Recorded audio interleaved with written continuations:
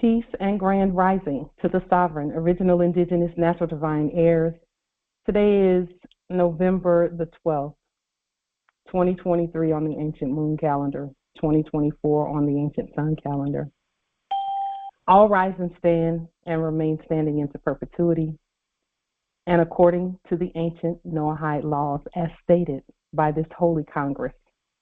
This is a sovereign living ancient Article 3, Moorish American Al-Moroccan Universal Court action. We are the sovereign living justices, and ego sum Pauline Denise Ritchie. My free chosen sovereign appellation is Light Tajiri Bay. All are in Capitis Diminution Nolo in red ink, in propria persona sui juris, in proprio solo, in proprio heredes.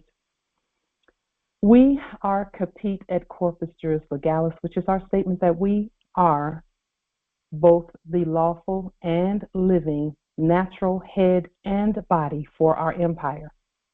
All Moors are the original, indigenous, sovereign, ancient, Al-Moroccan, Moorish American ascendants of the great pharaohs of Kemet and of the ancient Moabites, Canaanites, Israelites, Hamathites, Cushites, and Hittites. Our full faith and trust, our allegiance, our honor, our credit, and our energy are hereby vested in ourselves, for we are the people who are the original indigenous, sovereign, ancient, Al-Moroccan, Empire State for Morocco. We're the de jure Moorish National Republic federal government. We are ancient Washington District for Columbia. We're the Universal Moorish American Consulate and the Earthwide Article 3 Moorish American Consular Court. Today, we are the law by our sovereign status, which is the original indigenous, natural divine, ancient, sovereign, Article 3 living United States District 4 Columbia Court, and we are the sovereign fiduciaries, original creditors, executors, trustees, ministers, possessors, title beneficiaries, and title trustors for all causes for action. We are peace. We are one nation, one state, one empire, and one God. We hereby recognize ourselves, and we accept our sovereign ascension. We do hereby possess in our custody all land, all natural resources, and all commerce. We, the one true living God nation, are not at war. We are not at war. We are not at war. And we hereby exercise all eternal, ancient, original, sovereign rights at this time and at all points in time, non pro tunc. The principles that we share are not our opinion. Along with our sovereign, powerful demonstrations and study, these laws that we share are based on principles of stare decisis, res judicata, and ancient positive supreme law for the land long established in sovereign order. Erudite principles and processes for daily practical application to intelligently govern our vast estate is what our ancestors have given us to share with the ancient sovereign nations, tribes, clans, states, and governments at earth, and for this we are grateful.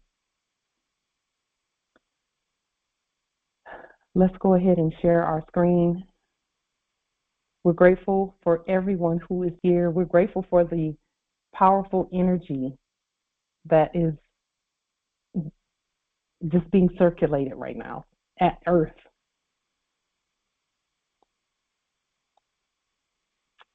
With that being stated,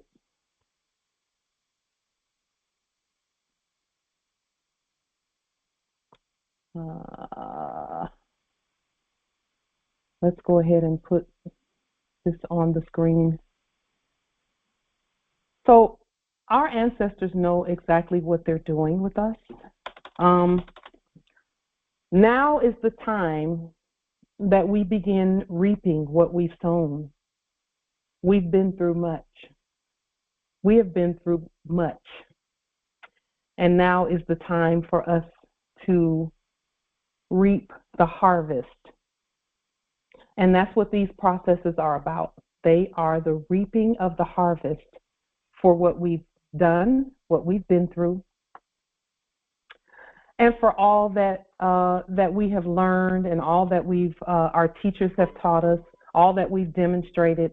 Now is harvest time. And so these things that we're talking about, these processes that we're ministering, are in preparation for harvest time, and harvest time is now. So with that being stated, we had to have a way to harvest the things that come from our estate.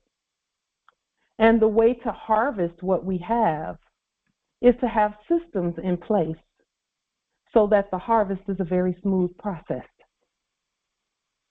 Some might think that we're doing things that are not necessary because we're the heirs and we can just do, whatever we want.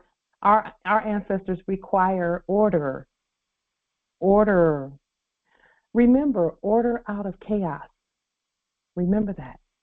That's a Latin term when they say ordo novus seclorum. Order out of chaos.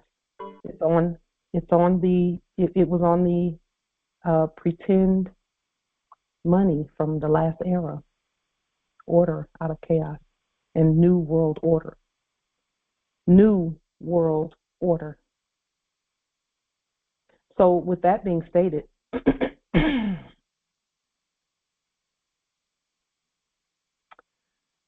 we are now at the point where we can just walk Moorish Sovereign Dollarium Gold Receipts through the manifestation door where our systems are concerned. All the banks, which we're the banks,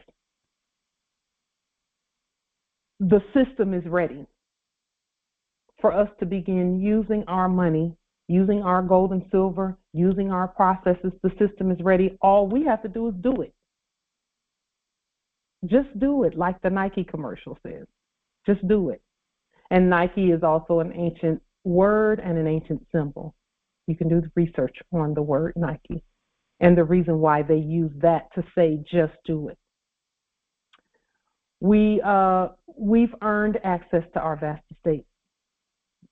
We state this with all fidelity, confidence, and nobility. We already know that we have. We've been through much and we still stand, and not only do we stand stronger than we were before. So we want to state that the Moorish National Republic federal government presents United States Gold and Silver Money Celebration Week. Now, we're using our money already. Moors have been sending out Moorish Sovereign Dollarium since the introduction of Moorish Sovereign Dollarium. All we're doing now is acknowledging the progress that we've made, and we are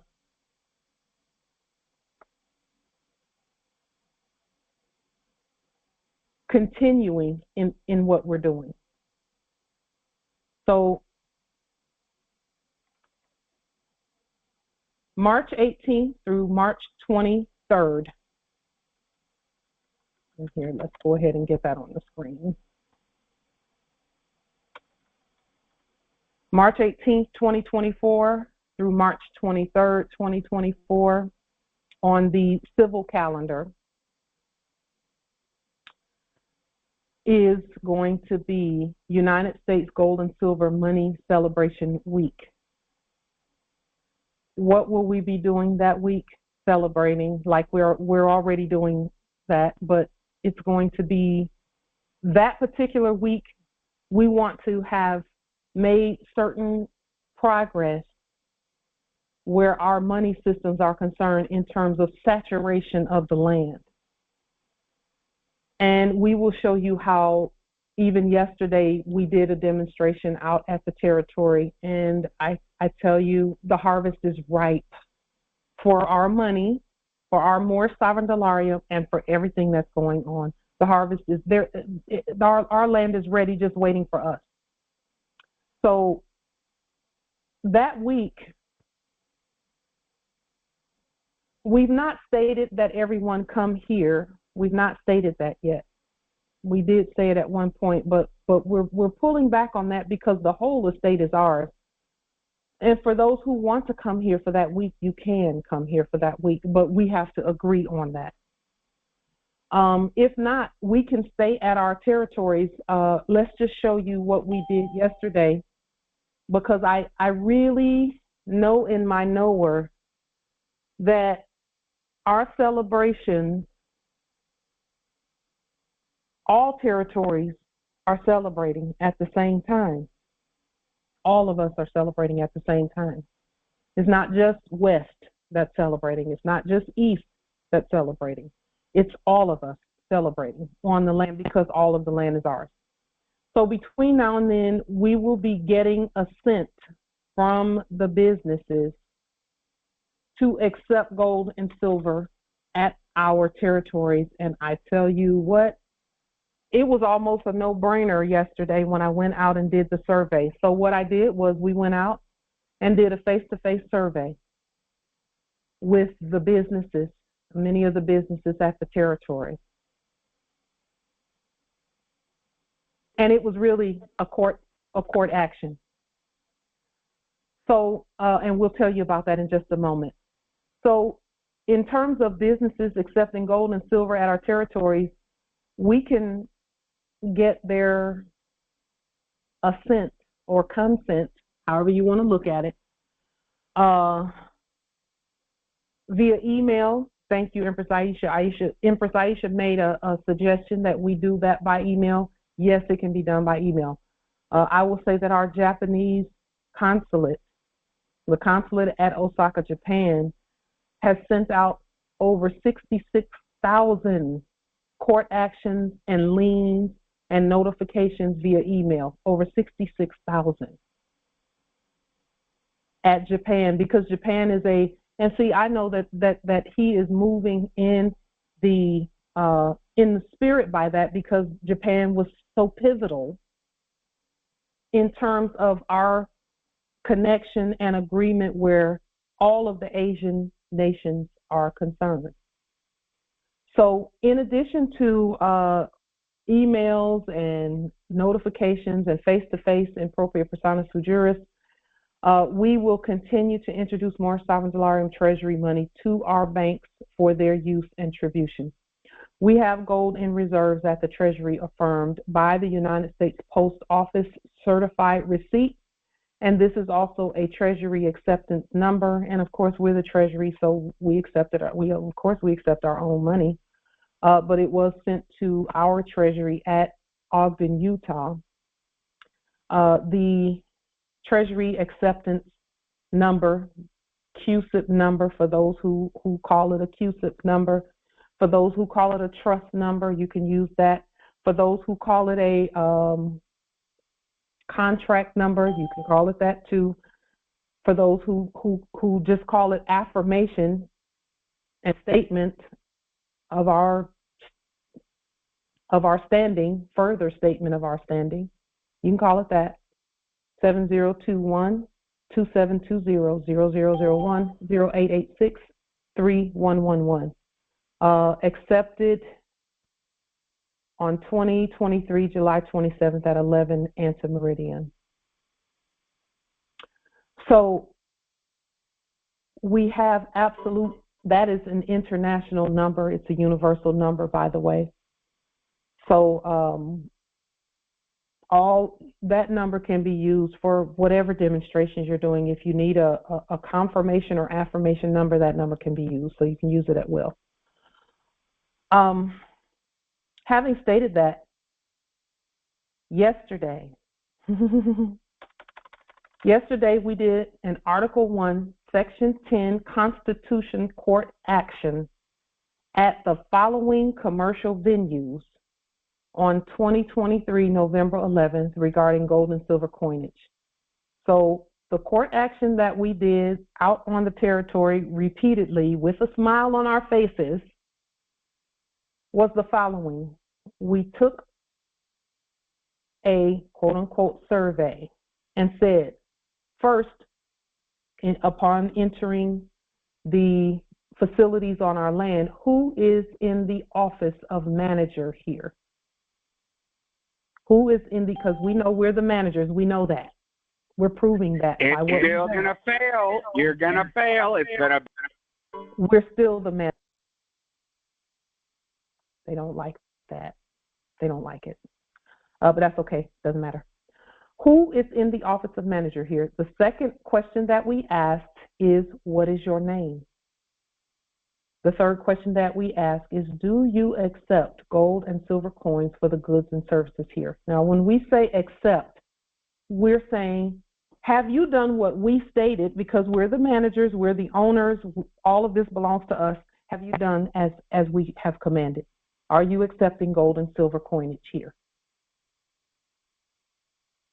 That was the court action that we did. And we wrote down the responses, a few of the responses that we received. I will say this, Moors, everyone, we only had a couple of businesses that said no, but that's because they then said, well, can you just give us more information about it? And as always, we did do that. We listed the businesses that we went to at the territories, and we recorded what they stated, and we made it known that this is public information. So we received the following responses, and again, we just picked random businesses, and you can say random, but the Spirit said go here, go here, go here, and just see what they say. The Spirit inclined us and encouraged us to use our nobility, regardless of what is stated. Use our nobility that is within us, within our bloodline, to speak to the public. Because despite what anyone says, all businesses are public if the public can walk in there and say, let me get this, this, and this. And all businesses on our land are public. No business on our land is private.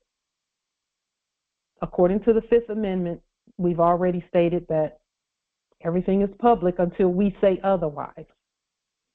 So we went in to Ezel's Famous Chicken, and again, we just randomly walking down, these businesses were in strip malls and, freestanding structures and things like that. We asked the questions. The answer was yes. And at Ezel's Famous Chicken, someone even, pulled out a Susan B. Anthony gold coin and said, you mean like this? And we said yes. And they said, yeah, we accept we accept gold and silver. Azteca Mexican Restaurant. This was the only place where in the spirit realm we could see a little bit of resistance, but the resistance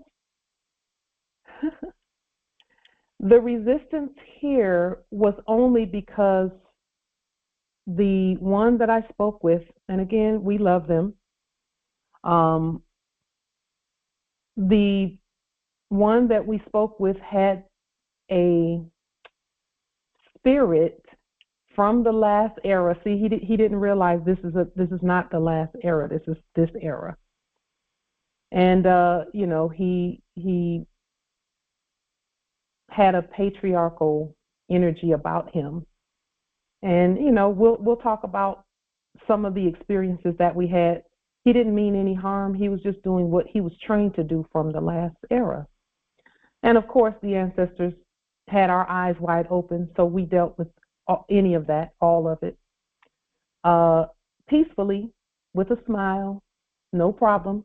And the reason we smile is not because we want to appear nice, because we're not nice. Nice means stupid.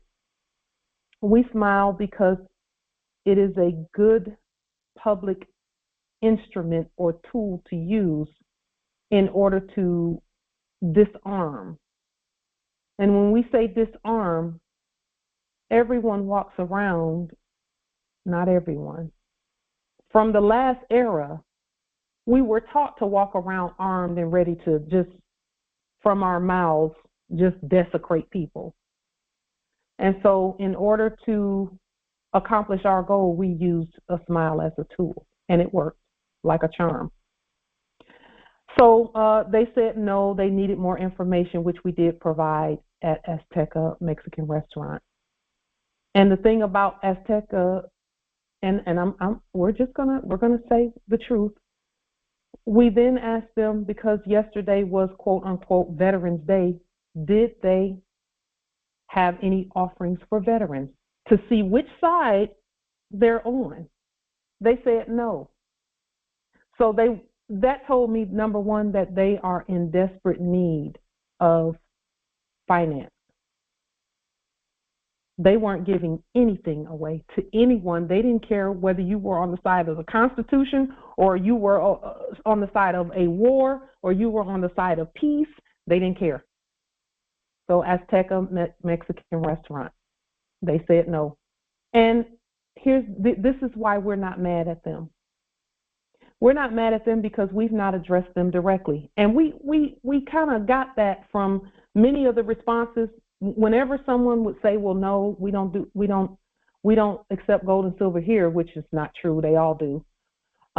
We even could give them instances of where they've accepted gold and silver, and they'd be like, oh yeah, we do accept that. Yeah, we accept that.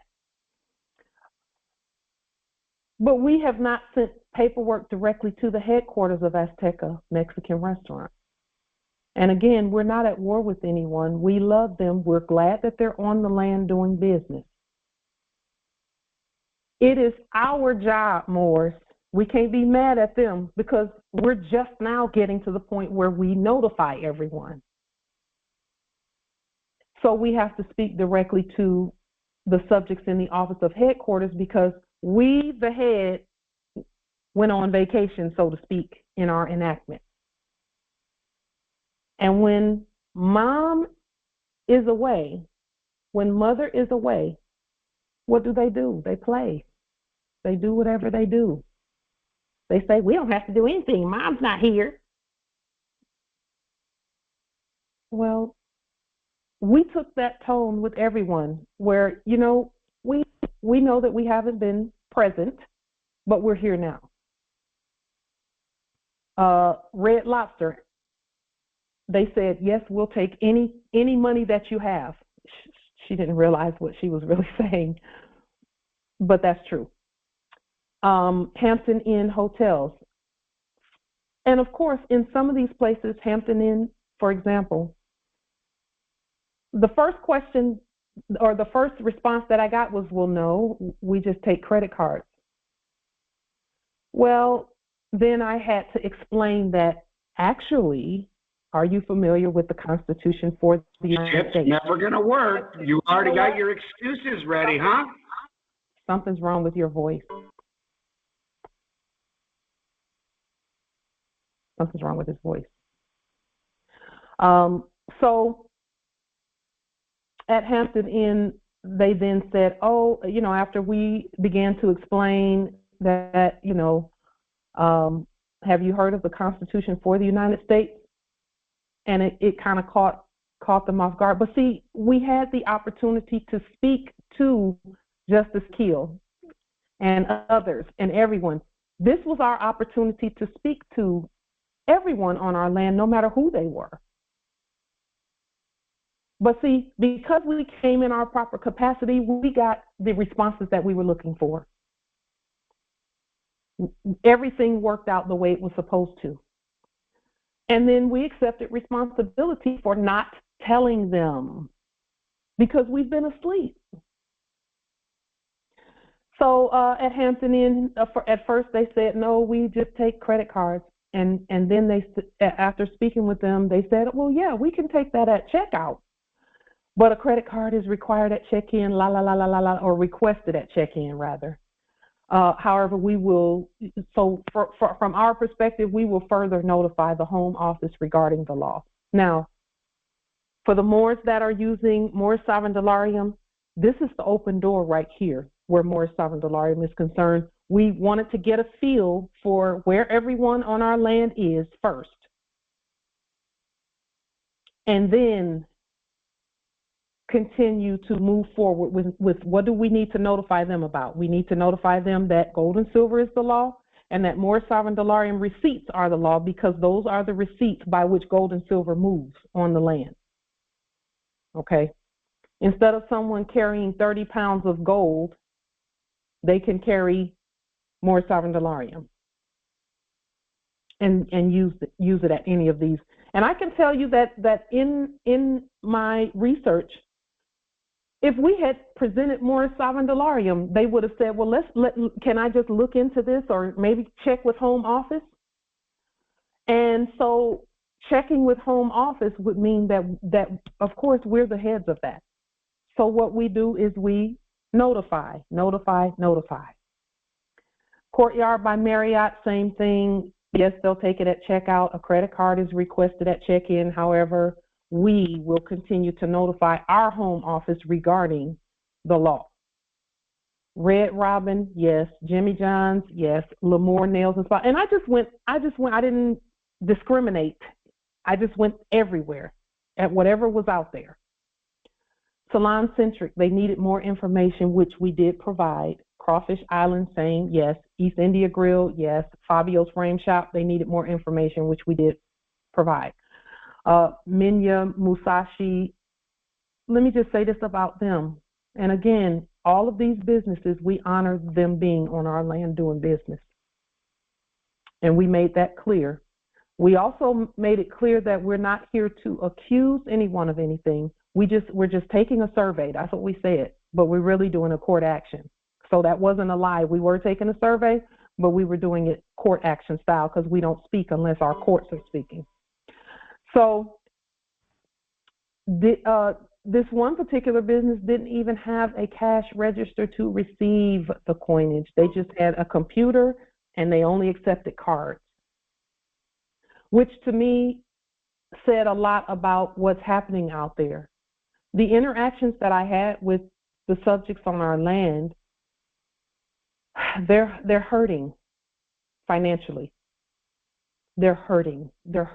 And at this point, they are open to whatever we put out there, as long as it's competent and as long as it is, according to them, legal, but we're the ones who state what's legal, so that's not even a thing. And in fact, I only heard that one time. Well, is gold and silver legal? I thought to myself, oh my, this one hasn't even heard of the Constitution. Some of the responses that we got were we haven't heard of the Constitution. I haven't heard of that since I was in the second grade, or something like that. We heard a lot of that. Most of the businesses are barely able to accept any payments other than electronic, as they have no change to give. So the exchange mechanism has been taken away. So if someone brought in a $50 Federal Reserve debt note and wanted $32 worth of something, they would say, no, we can't accept that note. We can't accept that note. We can't. We don't have change. Some asked to see what the coinage looked like, as they had only seen pennies, nickels, dimes, and quarters. Now, I will say this, that even ones who said that, once we started naming things like the American Eagle gold coin or the United States silver coin of some kind, buffalo coin, and things of that nature, once we started naming them, their memory came back ever so gingerly. Others asked if I had a card or some contact information. Now, that's the trick question right there. We'll talk about that in a minute. All were directed, no matter what their questions were, we directed them to go online and Google the Constitution for the United States, Article 1, Section 10. And most of them wrote that down. They either wrote it down or they went to their phones to look to see. So, Justice Akil, we do talk to them, but because we spoke in court action language, we know it's court action language. Just like when we first went to sleep, we didn't know that a survey and a census and a questionnaire was really a court action. We didn't know that. We didn't know it. But now we do know that any questions, because it's in the Constitution, Article 1, Section 6, I believe, of the Constitution. Let me see. Let me just verify that. I believe it is Article 1, Section 6, that states that the only time we're to be questioned is in Congress.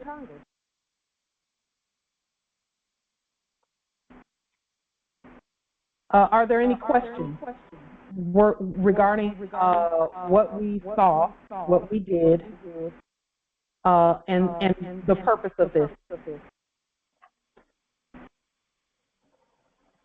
There's a question in the chat that says, were you able to receive goods and services from those places you attended? I could have.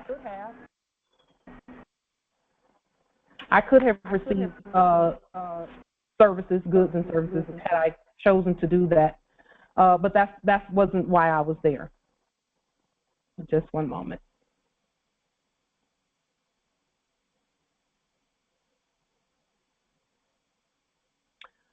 That wasn't why I was there. I was there actually to do the survey. So the ones who said yes, had I pulled out a silver coin or a gold coin or whatever, they would have gladly given the service for whatever it was that I was doing. We do have to do a lot more notification, that I know for sure, and a lot more face-to-face. Now, let me say this about one of the interactions that I had, and we won't say who this interaction was,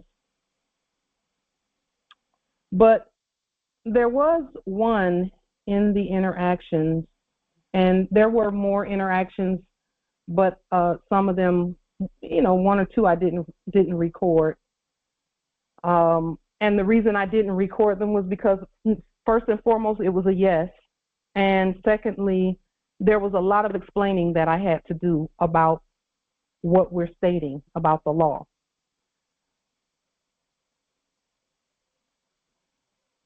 The one interaction that I had where there was just a little bit of resistance due to the patriarchal energy that was being projected came in the form of, first, them seeing an authority and wanting to skirt the authority by using flattery.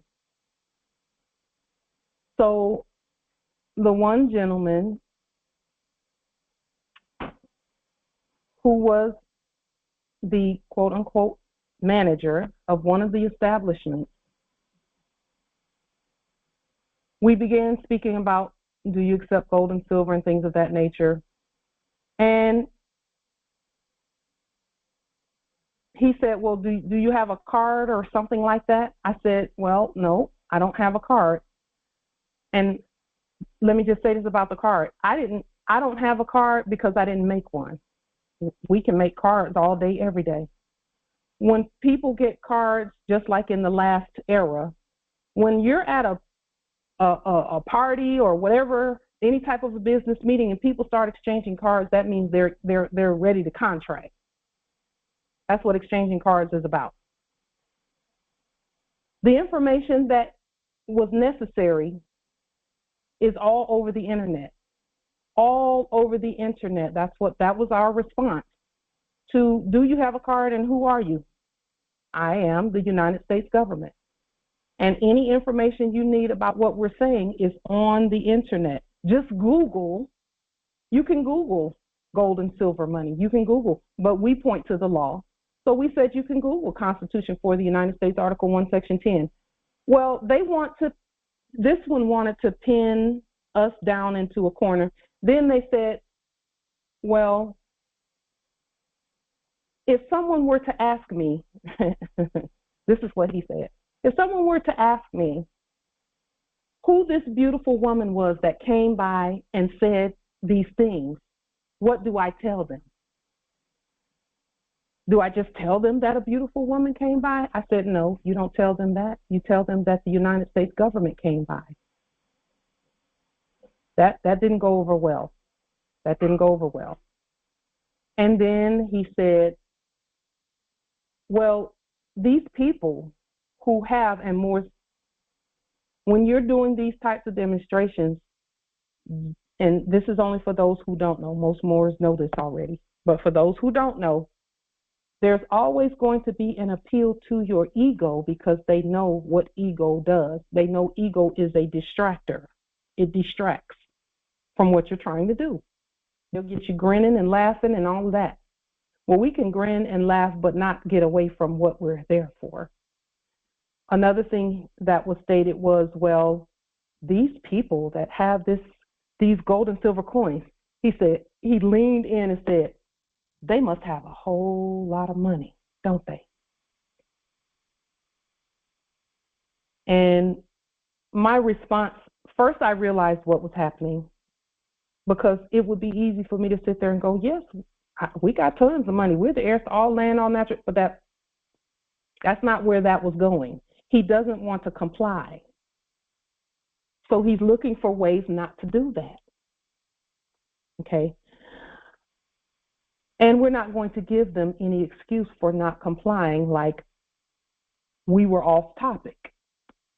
So I said to him, everyone has enough money when we use,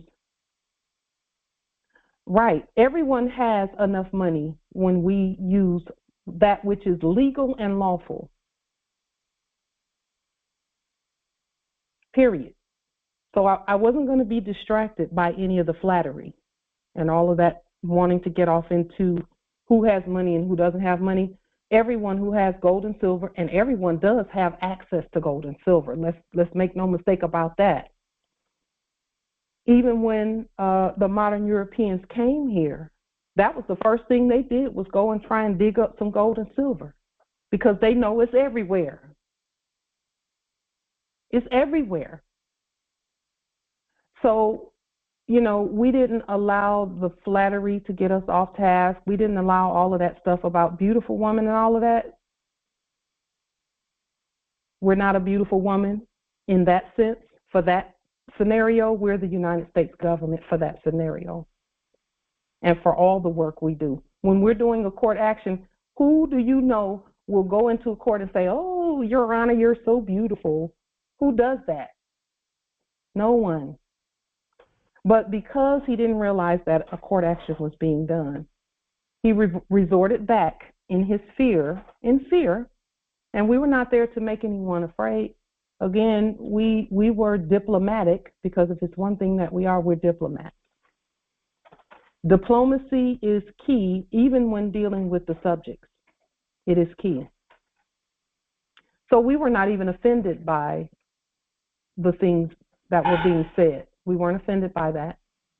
We just responded the way that our spirit said respond. This is government business, and no matter what, we're going to stay on that.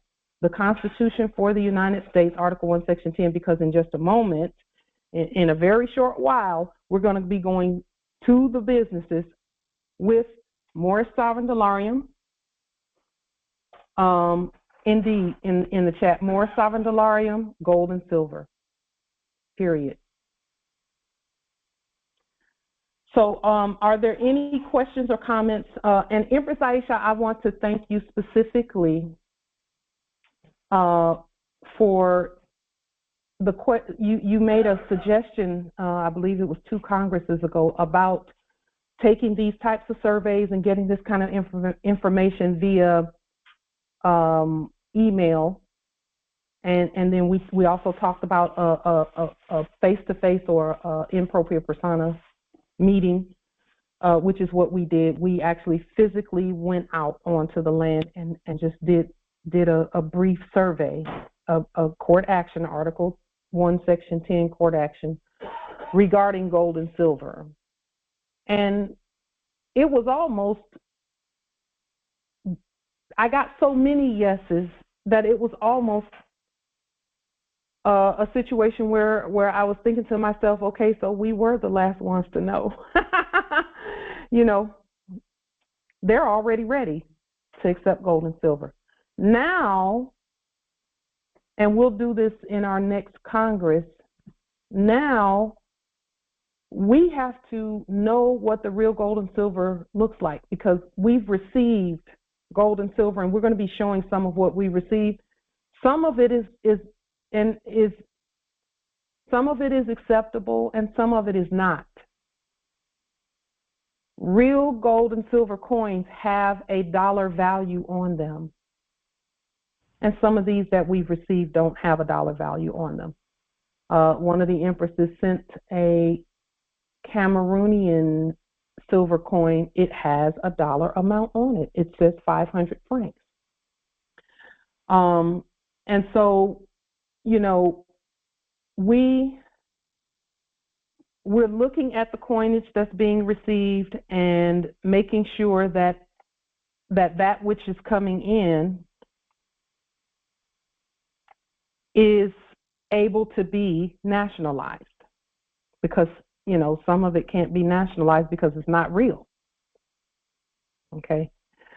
With that being stated, are there any questions, comments, wisdom regarding any of the things that we have stated about the demonstration that we did yesterday and about the information that we received and all of that? Any questions, comments, wisdom? You can star 6.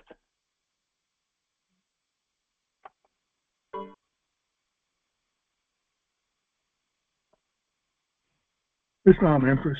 Islam nobility. On the question of rounds, rounds are not acceptable as coins, right? They are. So we've accepted some rounds, knowing that they are rounds.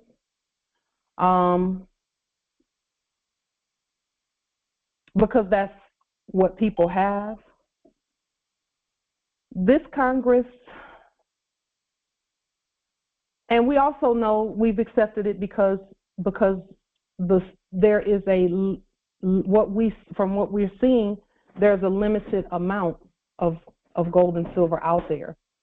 It's enough for what we're doing, but we've accepted rounds that came in because they are still silver and gold. They just don't have a value. So a lot of the rounds are memorial coins, memorabilia coins, coins that are to commemorate certain events and things, but they don't have a dollar value. They're just a commemorative coin, but they are made of gold and silver. So that's what the rounds are, and so we've accepted those that came in for the programs that we have. Islam, that was my start in my investment coins, so I see I've got to make an adjustment. Yeah. Islam. Yes, coins that have a dollar value are the real ones, generally. Islam. Islam Empress. So the one that has 999 1 ounce, would that be considered value? Because it has a weight measure. It does have weights and measures on it. Yes. Okay. Islam. Islam. The cult wants to hear about Sasha's ATM rejection. Tell the cult about Sasha's ATM rejection. Ooh, all money accepted. I could just imagine her going up to that ATM, sticking some Dollarium in, and then it spits it out quicker than Pauline can, spit some shit out of her mouth too. Oh, this is fucking.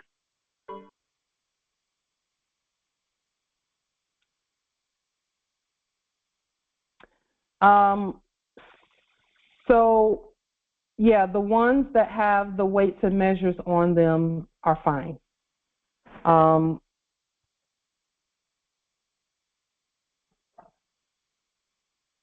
Over time, that's going to change. Over time, that's going to change. And when we say over time, it's going to change as more real coinage manifests. We will make that adjustment. Right now, we're getting accustomed to governing the gold and the silver and ensuring that what we receive is what it should be. And maybe in our next Congress, we will show some of the coinage that we've received. We did show some in the past where we had to. We decided to return it because it was a copy instead of a real coin. So we just decided to return it to them and just say, and tell them why we decided to return it. And then state that we're here for them whenever they decide that they want to to participate in the program. So, Islam nobility. This is Leander Barber, Georgia Territory. Yeah, my wife and I mailed in IDs about, I think about a week and a half ago. Yeah. You mailed in IDs? What does that mean? No, ID, state ID, and the driver license. Oh, so you sent something to participate in the driver license program? Yeah. Okay, Islam. We've not received it yet. I received it. Okay. I don't believe I know we haven't as of yet. And it's a 6-week process. So you know, in terms of turnaround time, it's a six-week process. So and did you go to the video and just go down one by one? And because we're wanting to, and thank you, I'm so glad you did, because we have received, you know, a couple that they were just, I guess, excited about the program, and they just sent things and they didn't send signatures, or, you know, or they sent red signatures when it clearly states a blue signature. We've had that happen several times, and, you know, we get it, but we do that does slow things down, because then we have to contact them and say, hey, we need a blue signature instead of a red. Red signature is for your national ID, blue is for the driver license. So things of that nature. But thank you so much for letting us know that you sent something. It hasn't gotten here yet, but I'm sure it will be here shortly. Okay. And I got another question. Where it lost the coupons, how do we download that? It was under the video where we talked about that, so you'll have to go back to that video and download it from the link that's under that video. Okay. Islam. It's funny you should say that, because they're running another program right now. Let's give us our change on the coin. So that's a great question, Belinda. So Red Lobster is having another something going on where they have a coupon and you redeem it and things of that nature. I think it has to do with Veterans Day. And so we're getting a glimpse into how to do those things for everything that's on our land as well, and how to notify them properly. So we'll show that maybe at another time, how we restated that process with Red Lobster. But yeah, Red Lobster is we've done, you know, the work there for all the restaurants really. We've done the work where they're pretty much ready to accept whatever it is that we agree on as the people. So you know, we're grateful. I'm seeing in my work that in what we did, the court actions that we did yesterday, that we do have to do a little more connecting with our quote unquote Mexican brothers and sisters, and our quote unquote, well, and the because I spoke to people from all of the citizenship statuses. Those doing business as Asians, those doing business as Indians, those doing business as Mexicans, those doing business as Americans.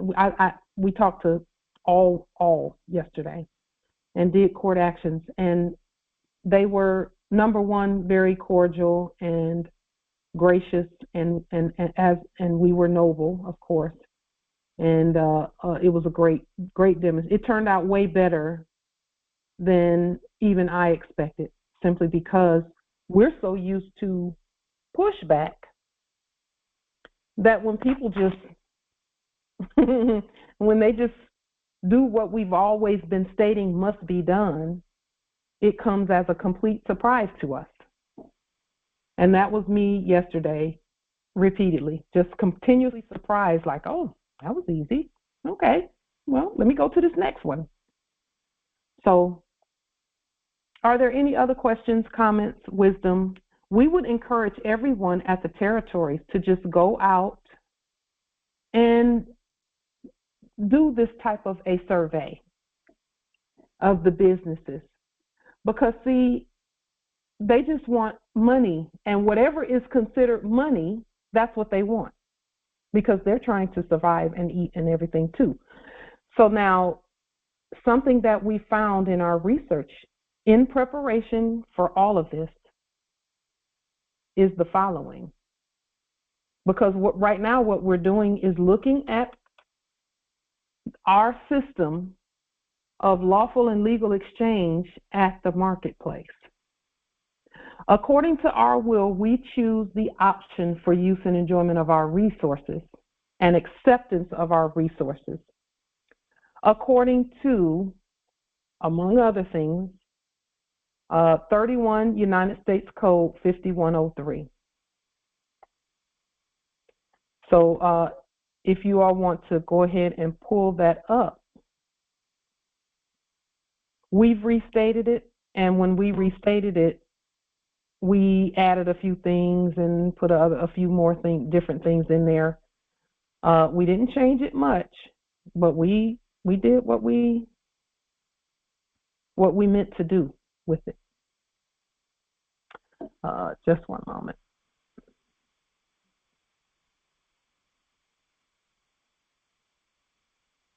Just a moment.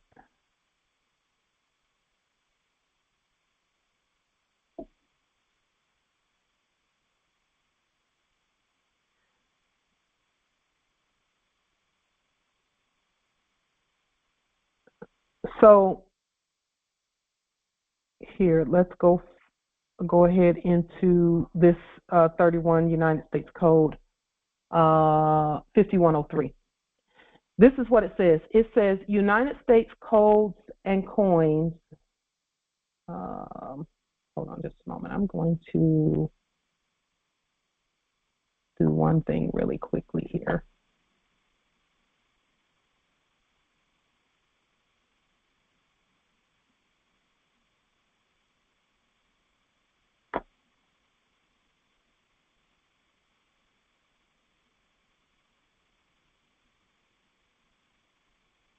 Just for a moment. So 31 United States Code 5103. United States coins and currency, including Federal Reserve notes and circulating notes of Federal Reserve banks and national banks. And again, this doesn't say anything about debt here on the screen. Are legal tender for all credits, all exchanges, all public and private use, all public and private payments, costs, and all other exchanges. United States gold or silver coins are legal tender. So that is how we've restated 31 United States Code 5103.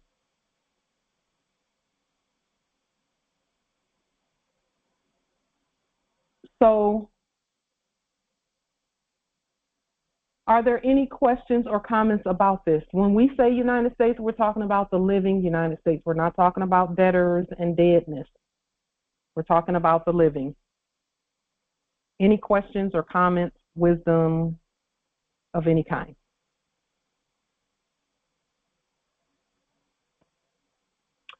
Let me ask you all, go ahead, Nobility.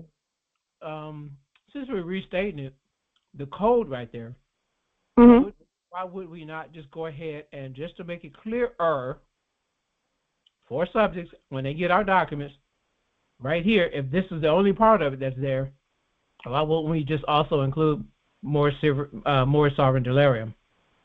It's already in there. It's in there. I don't see Moorish sovereign Dollarium right there. Moorish sovereign Dollarium. Okay, what other currency do you know of? What other United States currency is there? The coins printed, because it says United States gold or silver coins. Coin. Moorish sovereign Dollarium is not a coin. Okay. Read the first sentence. coins and currency, but then at the end it says the gold and silver coins are legal tender. Mm-hmm. Okay, so the first sentence says the currency is legal tender. Okay. So even before you get to that part, Moorish sovereign Dollarium currency is legal tender. We have to understand that there's no other currency. None. There's no other currency. Okay. There's no other currency. United States coins and currency are legal tender for all credits, all exchanges, all public and private use, all public and private payments, costs, and all other exchanges.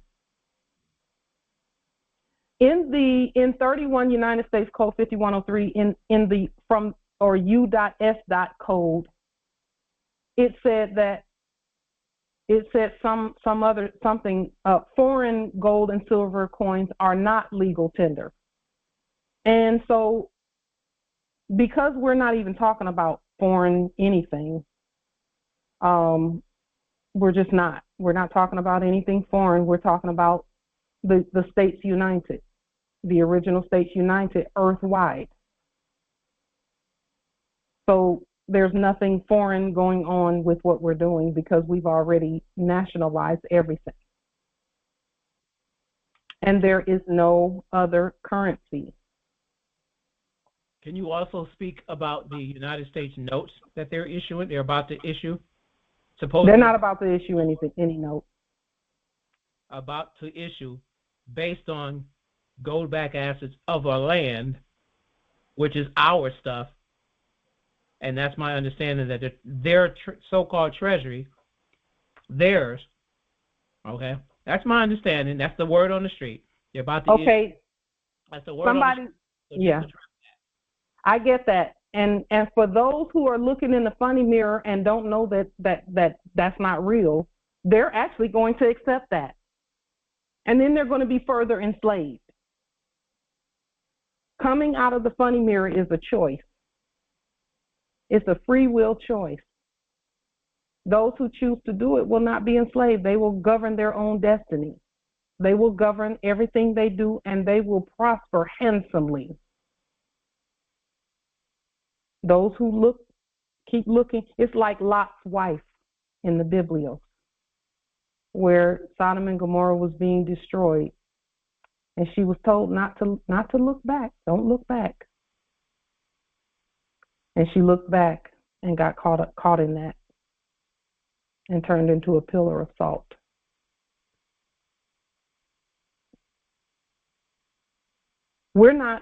The things that we're doing are not in response to a funny mirror. We're governing our own destiny here. And we already see that the systems are just waiting. After what happened yesterday, I would encourage anyone who has, preferably, hopefully you don't have any doubt that we can and do self-govern. Hopefully. Any little doubt that you may have had goes away when you start going out and speaking to the people in the territories on your land. All of that goes away when you see the condition that they're in. You see what they're waiting for. You see how strapped they are. Some of the businesses that we walked in, they try to have a good demeanor, but you could feel the heaviness and the burden of not having enough, but working all day. One of the businesses that I walked into, the one who was in the office of manager was laying over in the corner, asleep on one of the benches back there because he's worked so hard. No, and someone else. Alcoholic and he he was laying over there just asleep. He might have been out for a frolic, but I know that the place was not packed full of people, and fiat flying everywhere in any of the businesses. Whole big giant restaurants just with 2 or 3 people in them.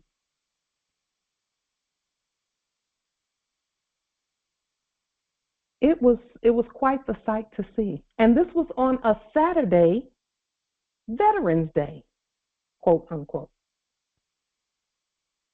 By the way, someone asked if I got any services. So before I went out to do this demonstration, in our sleep, we would, because we're veterans, my husband and I, my consort and I, when we went out, in our sleep, we used to go out and on Veterans Day, all the restaurants would be giving free things, free meals, you know, and a lot of times it would be a meal that's, you know, handpicked. They determine which meal it's going to be and all of that. And we went out. So before I went out yesterday, I made a new veterans card. Now, the card from the last era is not expired. It doesn't expire. It's a veterans card. It just says you're a veteran. But the ancestors, of course, quickened me to create my own. Even though the one from the last era is good, that's not my person. That's their person. So I created one that looked just like it, except it was our creation. And the flag is changed. The direction of the flag has changed from the banner of Amity and Commerce to the banner for Amity and Commerce. And when I went out, I showed the card to one of the restaurants, 2 of them actually. One of them was Red Lobster, where they gave a free whatever this is, fish and chips, something or other that I hadn't used, but I wanted to see what they were giving, just to see, because they said that they would give a coupon, but I wasn't going to contract for the coupon. That was a no for me, not contracting for it. So what I did was created my own VA card, Veterans Administration card. In fact, let me just show you what it looks like. For those who are veterans, let's see. For those who are veterans who are not, because see, again, a while ago, we liened the VA, quote unquote. We liened the VA, and we let them know that we're not in contract with any squatters on our land, because anyone pretending to have an office and they're not us, they're squatting. Let me show you that card really quickly.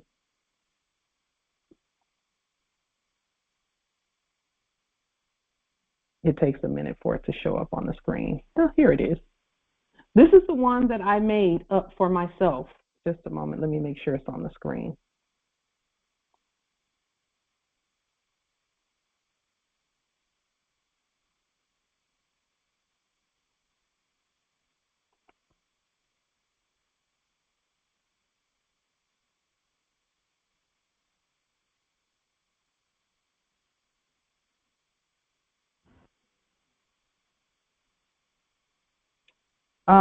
This is what the card looks like on the front. That was a nappy-headed hoe. Just one moment. And yeah, there it is. And so I just made my own because I was not going to contract. And those that were giving the things out and doing things of that nature, they don't know the difference, because they were never in the military in the first place. But even if they did know the difference, they don't have the authority to question what we do. I get 100%, which is a lot more than you. So, just one moment. There. So, you know, we're no matter what's being offered, we're not going to contract. We're always going to create our own conveyance method. I still get more than you because we're not their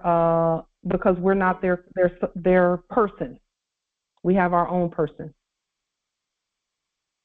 And then this particular thing that they gave, we're going to be restating that also. It has a code on the back, a serialized coupon code. So we're going to be restating that code, and we may show that demonstration. We'll see what happens. Because, see, for us, the code is always going to be AA222141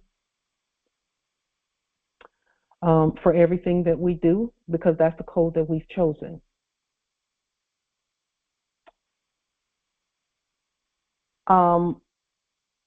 Now, with regard to currency and things of that nature, because, see, we're not at war with anyone over any of the things that's going on our land. So what war looks like us pretending to be them, when really they were pretending to be us. That's what war looks like. So what we're doing is stating who we are and being ourselves, creating our own conveyance methods by which we access our vast estate, and making sure that all the things that we do, just one moment, all the things that we do are coming by way of our conveyance methods. That we're definitely, you know, we're not taking no for an answer there. We're not going to change that. We're going to continue to be ourselves. We have the authority to be ourselves. We're going to be ourselves, period. I wanted to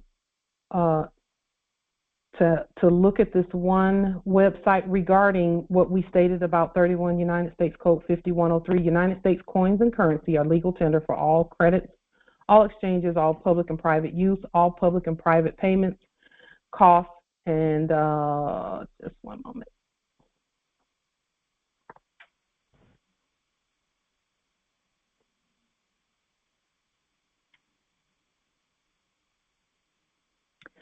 We can put more sovereign dollarium in there, Noble Phoenix, but for us, our goal is to emphasize the thought process in ourselves, in our nation, in the Moors, that says that there is no other. There is no other. If it doesn't come from us, it's not real. If it doesn't come from us, it's not real. I have people in my clan who have quote unquote benefit cards and things of that nature. None of theirs is real. None of it is real. It's all counterfeit, because guess who the creditor is to all of that? We are. They're the creditor to it, but they don't know they're the creditor, so they're allowing some middleman to minister their estate. We're not there. We're not going to do that. So I looked up some things about legal tender, because again, we're talking about our systems here. We're not talking about systems that are pretending to be governed by others who are not even the government. Okay? Our systems are ours. It is U.S. government policy that all designs of Federal Reserve notes remain legal tender or legally valid for payments regardless of when they were issued. So when we restate this, when we restate this, so again, it doesn't matter how old the Federal Reserve note is, or the Federal Reserve bill, or the Federal Reserve voucher, or the Federal Reserve money is, it doesn't matter how old it is. It's still legal tender. And from day one, we've always been the Federal Reserve. There was never any other. So when we create the money that we've created, the currency that we've created, it will always remain legal tender. All we're doing is stating the law. And then what we're doing here with this code right here is we are not using their codes, we're restating the law. Just a moment.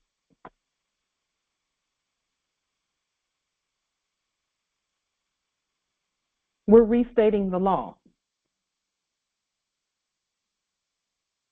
It says this policy includes all denominations of Federal Reserve notes from 1914 to present as per 31 United States or USC 5103.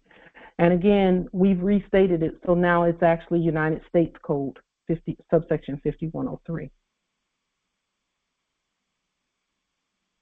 Islam, it's open. The meeting is open. It says the Federal Reserve Board, and who's the Federal Reserve Board? Recognizes that in some countries there may be different exchange rates or acceptance policies for foreign currency, but markets rather than the U.S. government control these rates. The markets is the public. Has everyone gotten their free cell phone from their site? So, Islam.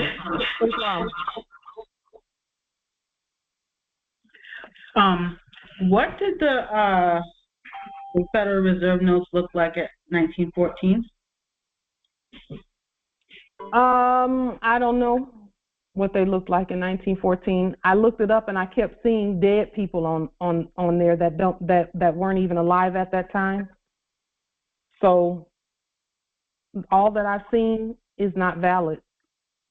Well, because my question is, because 1914 is before 1933. Yeah. And so when was the confiscation of gold? 1933. That's my point. So yeah. That's my point. Mm-hmm. So the enactment, that part. So if all that took place in 1933, in 1914, which predates 1933, there had to be gold money circulating. Yes, of course. This is what I'm getting at. So the fact that they put 1914, right? Mm-hmm. This policy includes denominations of Federal Reserve notes from, it's like, it cancels it out. It does. It cancels it out. It's legalese. It's gobbledygook. It doesn't make sense. And was the Federal Reserve around in 1914? It was 1 year prior to that is 1913, which is when the enactment of the Federal Reserve was done. 1913. And our Prophet Noble Drew Ali was around at that time as well. Islam? But let's just put it out there also to the fact that they can't even make this statement because they're not even the creditor for nothing anyway. So this doesn't even exist or matter because there's no substance to this. So there's no matter to this. So it's just like that. It's gone because we have restated it by all the documentations and all the demonstrations that we have done and will continue to keep doing by the Treasury, the de jure Treasury, the ancient Treasury, because all it comes from our mother source anyway, which is the earth, and they can't claim that even if they try. Islam. Well, you know, when I see things like this, I don't even think funny mirror. I just think, what are we restating and pulling from this? I don't even think about the funny mirror anymore. I don't. I just think this is something to restate. We get to say this however we want to say this. What can we create with this? Well, it would state. I get 100% compared to your measly 60%. E-fiat, baby. It would state the United States Moorish federal government. I can't see it right now. Just a moment. Let me go back to it. There we go. The United States Moorish federal government. No, wait a minute. The Moorish National Republic federal government is above the special purpose vehicle called the United States. The Moorish National Republic federal government created the United States. So the Moorish federal government, is, so it would say the Moorish federal government has. No, it would say the United States government.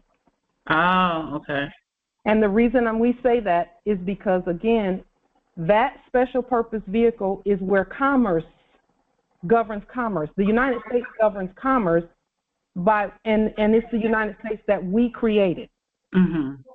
Okay, we're using that special purpose vehicle because, again, we don't need money to be on our land. However, where commerce is concerned, that is the system that we're using. So we use the United States, or the States United is the government. The States United is the government, Islam. So then still to the point would be the Treasury and not the Federal Reserve, right? Or no? No, it can be Federal Reserve too. And the reason, the purpose of the Federal Reserve is so that the subjects can be involved in what's going on also.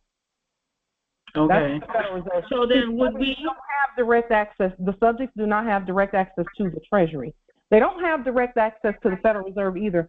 But that's where the Federal Reserve was created for commercial banks to be able to do whatever they're doing. So by what we've done already, the de jure Treasury has already enacted this de jure Federal Reserve by our bonding, lien and levying in that regard. Yeah.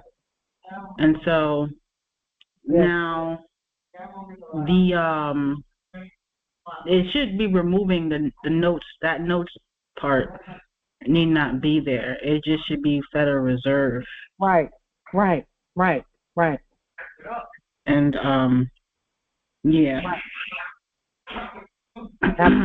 from it should go back to the 1800s because or prior to that too still. Yeah. See, we were the Federal Reserve from before any of the actors came on to their stage. And it's not even their stage, it's our stage. That's why we can say sunset and it be gone. Right. And it's interesting, it says that the Federal Reserve Board recognizes in some countries there may be different exchange rates or acceptance policies for foreign currencies, but markets rather than the U.S. government controls these rates. Interesting. It is the people's demand. It's because of the people. So when we're looking at things like this, because I would like for us to all think about our perspective, the perspective that we take when we see things. Anything that we see, our perspective,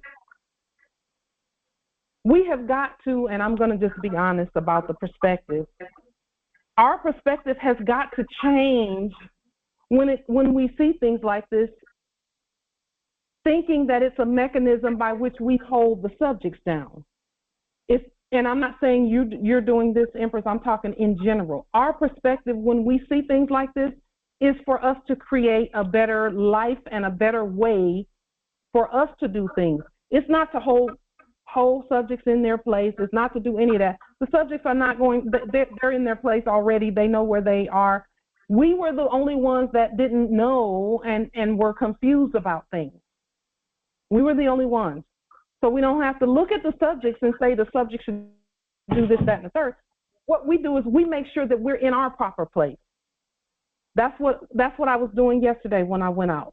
Is I had to accept responsibility that anything that our subjects don't know, it's because we were not telling them. We are the gods of everything. So it's our responsibility to create with what we see. We don't have to keep telling the subjects what to do. They already know what to do. Right. I get more than Can you. Open the call, please, because Brother Love would like to get back in. It's open. Okay, thank you. Islam. Our job is to ensure that we are doing what we're supposed to be doing. Now, I want to say this also about everything that's going on right now, and about the energies behind all that we're doing. It is this: the month of November,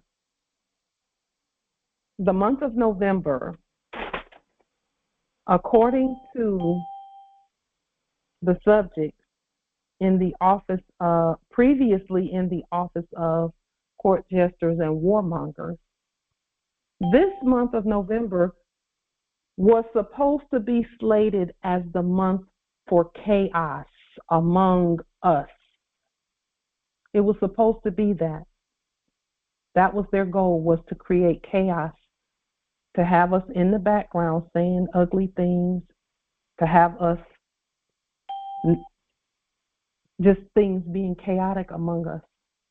However, we have successfully rebutted that spell, that attempt at a spell, because they're not good spellcasters at all. This month was supposed to be chaotic among us. But we've already stated that it's not going to be that. Thank you, Empress Ravana. We've already stated that it's not going to be that at all. Not at all. If you all have doubts about anything that we are stating, feel free to speak up. That's what this Congress is for. It's for us to work through whatever it is that we should work through, and then move forward. Because guess what? We are in trust with one another.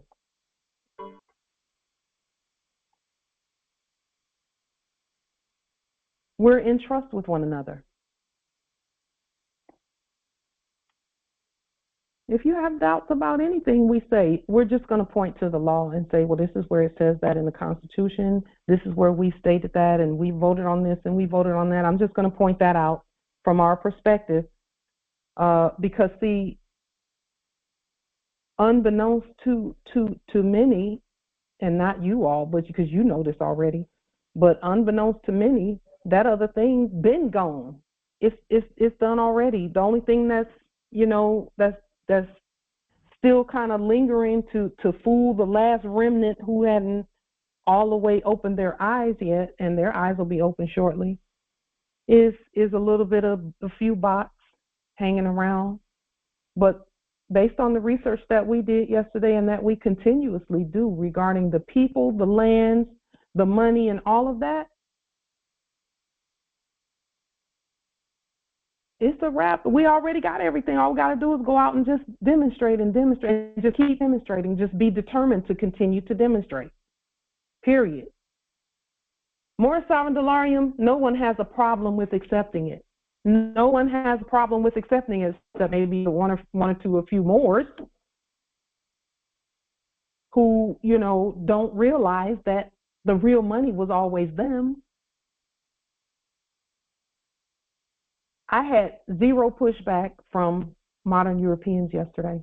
Zero pushback. Zero. I had zero pushback from any sleeping Moors. When I went to one of the businesses, there was a Moor behind the counter, and let me say this about every Moor of bloodline and birthright, they are awake to some level. And I usually go make a beeline for them, because it's really them we're after. The subjects are ours already. The Biblio says we will give you nations for your inheritance. And in the real writing of the Biblios, it says we will give you the societies as your inheritance. So that's not a thing. We're not worried about the societies. It's those sovereign heirs. And when I went to speak to the sister, about what was going on, she knew.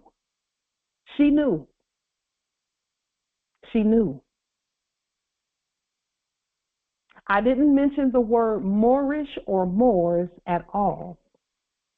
All I was talking about was the law, because see, the Moors are the law. How we state that is whenever she's ready, she'll say, well, why are you You're all talking, no walk. All talking, no walk, because you know. If she says, why are you doing this, then I can go into that, because that's touching the hem of our garment. But she was on her job, and I didn't want to go into a whole bunch of stuff, high energy things on her job, because she still has to work with the modern one that was nearby going, I don't know what you're talking about. I don't know what you're talking about. What is that? What is that? And I stood calmly and spoke to her. And after a while, I just turned to her and I said, have you heard of the Constitution for the United States? Have you heard of that? Oh, yeah. Do you know what Article 1, Section 10 says? Oh, that's what you're talking about. Oh, I thought you was talking about something else. No, I said the Constitution. I said the Constitution for the United States. So I didn't have to war back and forth with her, because I already know she knows. Now I was looking at the Moor who started, smiling and going, oh, yeah, we do take gold and silver. Because, see, it's the frontline people, the people that are on the front line, that were my interest from yesterday. See, I know the managers already know, even though I spoke to them. And when I say managers, I mean subjects in the office of manager. I don't mean managers, because we're the managers of all businesses. And that's what we were doing yesterday, was managing. So are there any other questions or comments? Let me say this about what we're stating, the things that we've stated and the demonstrations that we've done. In order to receive of our vast estate, we had to first put the systems in place to receive the conveyance methods, and they had to be uncorrupt conveyance methods. Uncorrupted conveyance methods. And the only way that you can put an uncorrupted, that you can test an uncorrupted conveyance method, is to do a demonstration and see what the results of that demonstration is. If something corrupt can get in, then your demonstration, you have to go back and plug up the hole in your system. A conveyance or a domicile that has not been properly recorded by the court cannot come into an uncorrupt system. So for those who are saying, oh, she didn't get the conveyance and she don't have a cell phone, if those things have not been proper, if all the holes in the system are not, there can't be any holes in the system. And we know we're doing the right thing because those things have not manifested yet. They're not going to come into a system that if they're not properly declared and they get into our system, that's corruption in our system. Think about that for a moment. And I'm not talking to those who know. Right now I'm speaking to the doubt energy, because yes, we sense some doubt energy in what we're stating, but we're not changing. We're not going to change and go back to corruption for a cell phone, a bowl of porridge. We're not doing that. No amount of flattery, let me straighten my turban, No amount of flattery is going to change our minds. We're going to govern our vast estate uncorrupted. It's okay if you don't believe. Feelings and beliefs ain't got nothing to do with this anyway. What does the law say? The law says that we are the heirs to all land, all natural resources, and all commerce based on our bloodline and birthright, our status. The law says that we can rewrite and restate everything that's out there and build our own system that way. That's what the law says that we can do. We've done it. And we're not going to change and corrupt our system for things. The things are already ours. They're already ours. Every cell phone out there belongs to the Moors, because anything that created it, that made those things, came from our vast estate. Period.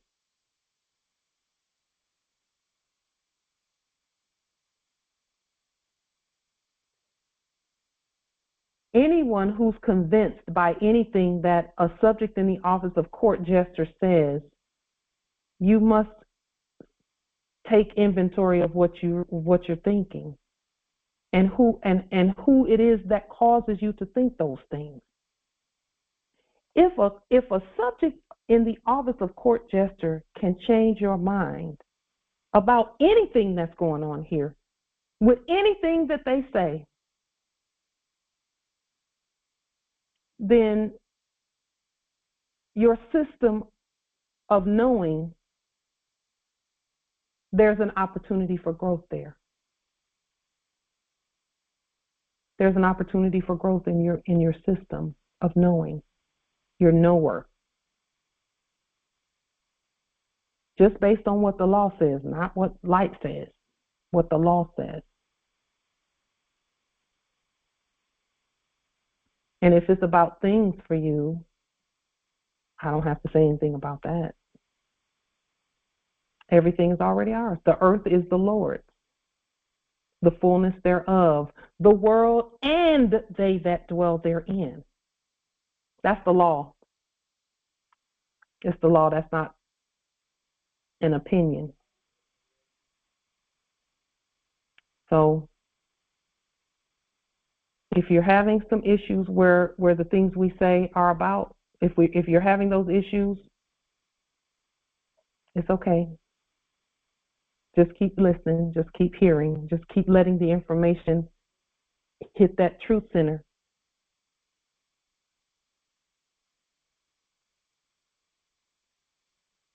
We don't encourage anyone to go. We do not encourage anyone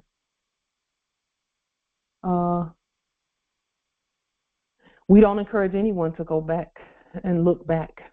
We don't encourage that. We encourage everyone to keep looking forward. And whatever you do, do not unplug from your nation, because when you unplug from your nation, you switch your place on the timeline. The timeline changes for you. Speaking of timeline, daylight savings time.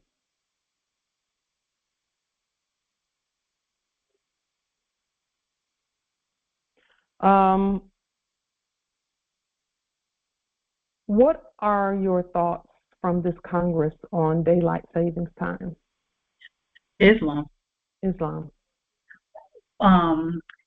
interesting you mentioned that, because I remember we had spoke about this previous about not participating in that, because it's just a fraud scheme on the people, right, to get us into that thinking that the sun sets this time and this, that, and the third. And also furthering to our congressional meeting that we just had Thursday, there's been a lot of media posts about the ancient Bibles, biblioheliotexts, surfacing and speaking about what we already took judicial, congressional matter about, the months being October and November, and those numbers being properly stated. And there's actually 13 months, and a subject actually had one of those books and put it in the camera and showed that this is incorrect. And he said how it was a sin. He said that they have been sinning, and how the first day of the week, or strong rather, is Sunday, and how they've been breaking the holy, bibliotech writings by going to church on Sunday rather than the Sabbath, which is Saturday.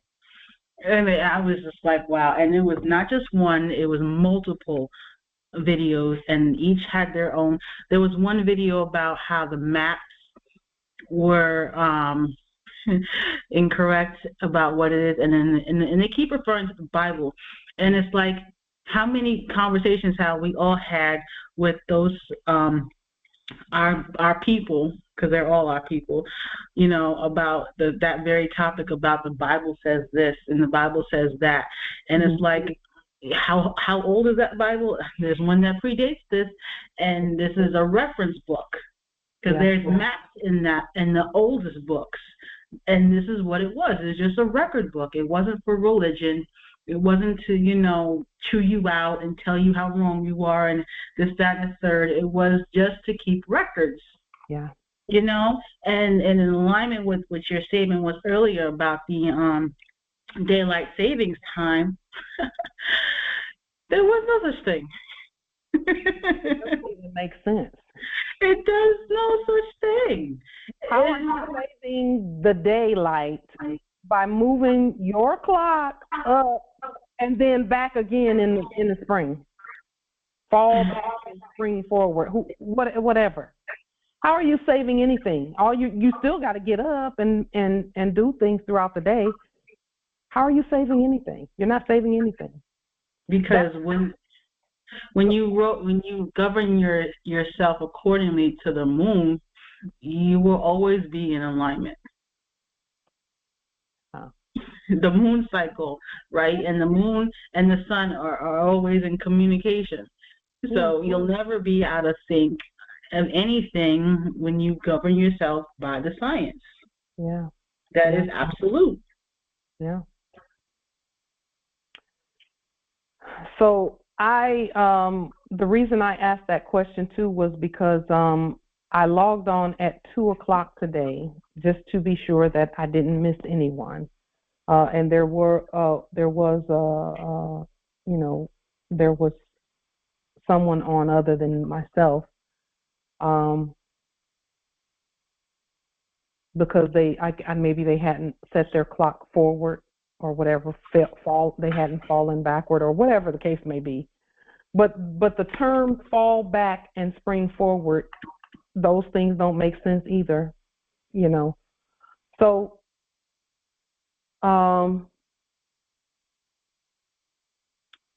So when we talk about daylight saving time, I don't care for it. And I have, for me, I think that the clock is what it is, and any manipulation of that, just based on the time period that change was supposedly made or enacted, rather, says that there's some misprision and malfeasance afoot about daylight saving time, because you're not saving anything. You're not saving anything at all. But the timeline is really important. And so there is an attempt to cause chaos where the timeline is concerned. So I'm keeping both time spaces in mind as I do things. The Congress will make the decision on whether we observe that timeline with our meetings or not. If we had not observed daylight saving time, then we would have had our meeting at 2 o'clock today and at 6 o'clock on Thursday, which would really actually still be 7 o'clock on Thursday and 6 o'clock on Sunday. So we just want to put that into your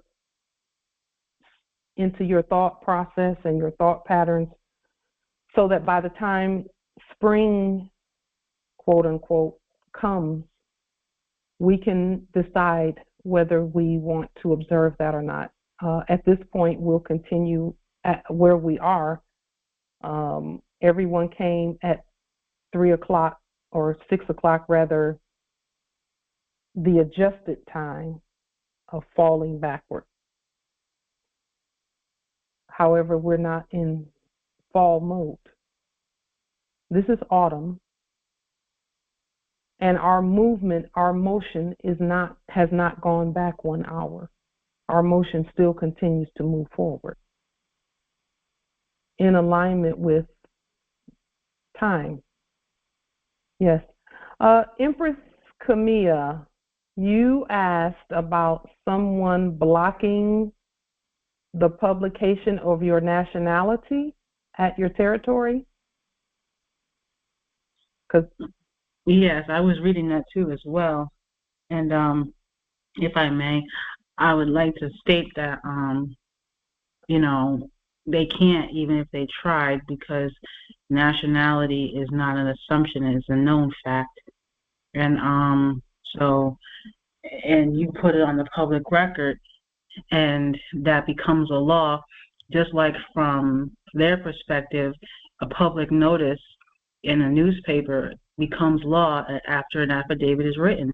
So you put on the public record, and then you write an affidavit stating it's on the public record, and then there it is, it's the law, right? And so that's one perspective that you can do. And then do your court action. You are the court. There was another enactment of subjects speaking on a social media platform, and they were talking about reparations, and the key word was national land. Those were the two key words, national and land, and how they were saying how Washington has to nationalize the land. They have to nationalize the land. And he said, it's coming. I know it's coming. The land is going to be nationalized. And I'm just sitting there laughing and saying, it already is. It's been done. And they were talking about how they're going to be evicted. Yeah. The subjects are going to be evicted. And it was a subject stating it. And the other subject who was doing the interview agreed and saying, yes, it is happening. It's going to happen. And I was just laughing and chuckling and saying, well, because the land is being properly stated. And it has been properly stated. And so, that's where the Torrens law that we have stated to be restated is that key right there, because we are the only ones who can issue title, right? And then we issue certificates to the subjects that desire to be at our lands, and we do our governing, and our proper filing comes from us first. We have to start to understand on such a dimension that we have to state it first. Nobody else has any authority to state anything, period, ever. And we have to come to the realization that they don't even exist. They don't exist. They who doesn't exist can't speak to you. We are the only ones who are the living. Empress Angel, you literally have to tell Moors that, because some Moors don't believe that what you're saying is true. It states demanding payment. Well, the only payment is gold. And because there was another article about in Empress Light, bless you, because you put it on the screen last Congress about, let me go to my screenshots. It says the new treasury is set to be issued the 26th to the 29th of November, and we've already done that. And then for those who had direct deposit set for this month. And then this Friday that just passed, people were stating that they weren't getting the direct deposits, right? And we had spoke about this previously about our office, the FDIC, shutting down the system to get the system properly restated, right? And I'm just sitting here saying, oh, wow, it happened already. It happened that day when people were stressing over the fact that they didn't get their so-called direct deposits into their account. And then you look how much time had lapsed. Friday, because it was a so-called holiday, Saturday, and then Sunday, 3 days. What is number 3? Perfection, right? And so this is happening, and has already happened, people. So when they say they're demanding payment, you give them the only species that ever mattered. Yeah. It is the gold coin, and the gold. Wait a minute. First and foremost, they don't have the authority to demand anything. That part too. It is our job, Empress Angel, like you were stating, it's our job to take the lead on any processes. We're the head. So when subjects are doing things, they're doing it at our behest, at our command. So we just have to look at what they're doing and issue the proper command. The proper receipts, the accounting, because that's really what that's the only thing that's ever going to matter is your proper accounting, your proper statements, your proper paperwork, your proper declaration, your proper proclamation, your proper court actions. All of those things must be done. And when they want those things, you restate it. Oh my goodness. So if I may, Brother Mutaz at New York Territory did a Empress, before you read that, can we assist Empress Camille, because we had started there? Okay. Yes. Well, because that was the receipts. That's what I want to get to, because when you restate a receipt, you restate it in the manner that it is done. It is paid, it is finished, and then that's it. And then you have to do your proper paperwork and put it out there. Give them notification. That is it. And just a little statement. It says, all statements are to be considered fact and law and binding upon the office. I put that in a document that I restated, and this was the restatement of the Library of Congress, Washington District for Columbia, the Copyright Office, Library for Congress. It was a restated one that Brother Mutaz had with his identification that he did some years ago for to state that he was a title holder to the AAA 222141 and a few other titles as well. AA 77. I'll be with you in just a moment. Empress Camille. I see you in the chat. AA 77869 and AA 209316. And it's been restated. So we have to restate everything. Everything must be restated. And when you take and you see what they acting out, you restate it. You put yourself as the creditor. You put them either as the debtor or the subject, and you state and you issue it, the commands. Thank you, Empress Angel. Thank you for that. That is exactly where we were going with Empress Camille. Can I ask you, has the lease been restated for that demonstration that you're referring to? Has the lease been restated? Empress Camille.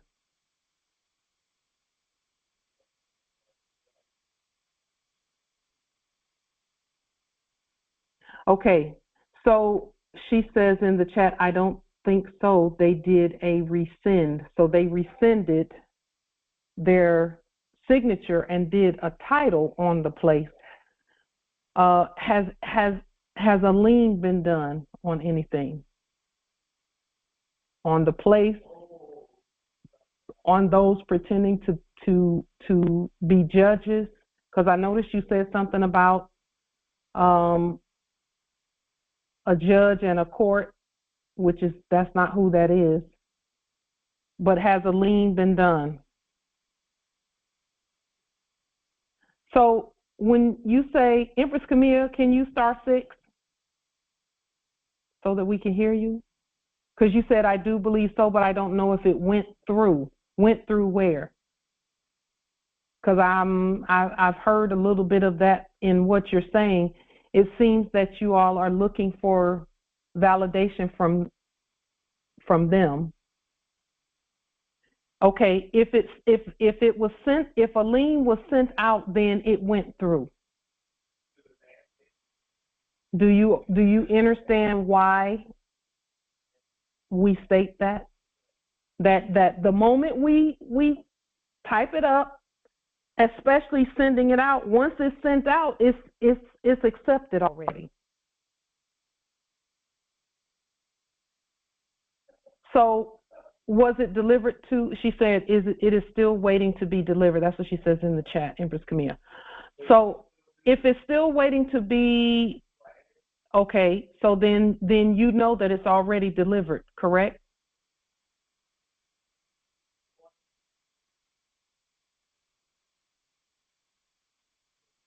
So to simplify things, Empress Camille, to simplify everything that's going on, I don't know why. To simplify what you're doing,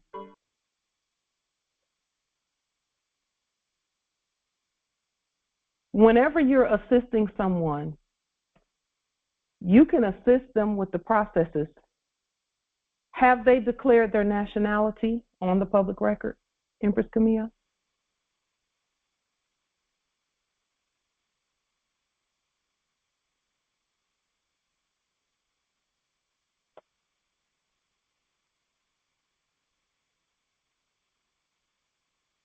They proclaimed, okay.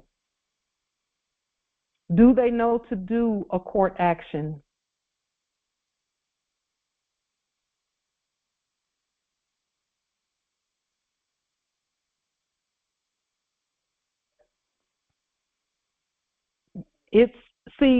The court is actually the key and the core in that demonstration, Empress Camille, because I see that you said that a court has done some things. That's what you stated at first. Empress Camille, does your microphone work?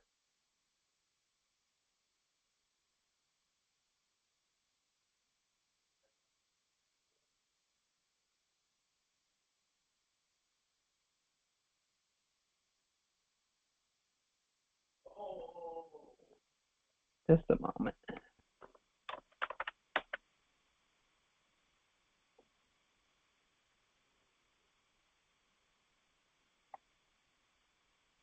Empress Camille, just one moment. Let me see if I can maybe get this.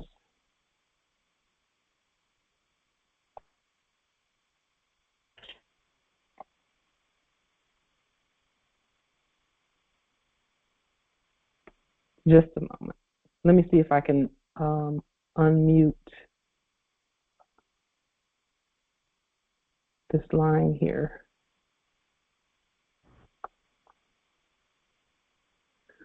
Okay, in the chat, Empress Camille. Oh, okay, I see.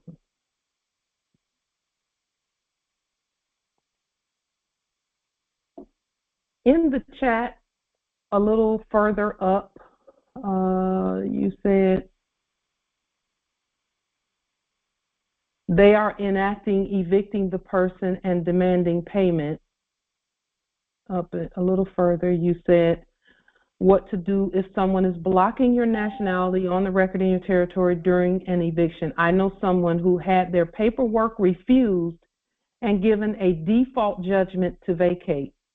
The default judgment to vacate Empress Camilla is the part about, that's what we were talking about, a judge, someone pretending to be a judge and pretending to evict someone.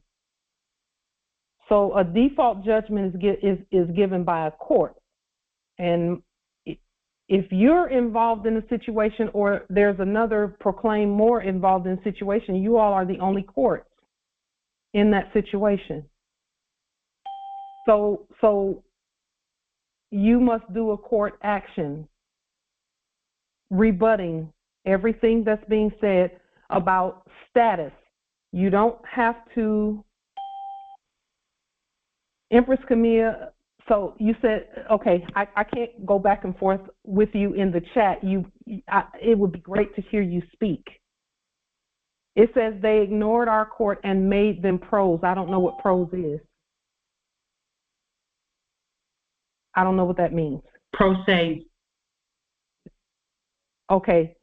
They don't have the authority to make anyone anything. And that's the part that's missing in the demonstration, is that you all are not aware that they don't have the authority to tell you your status in the court because they're not a court.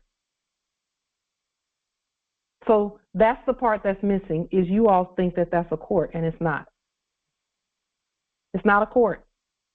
They don't have the authority to tell you that you're pro se or whether you're pro se or not.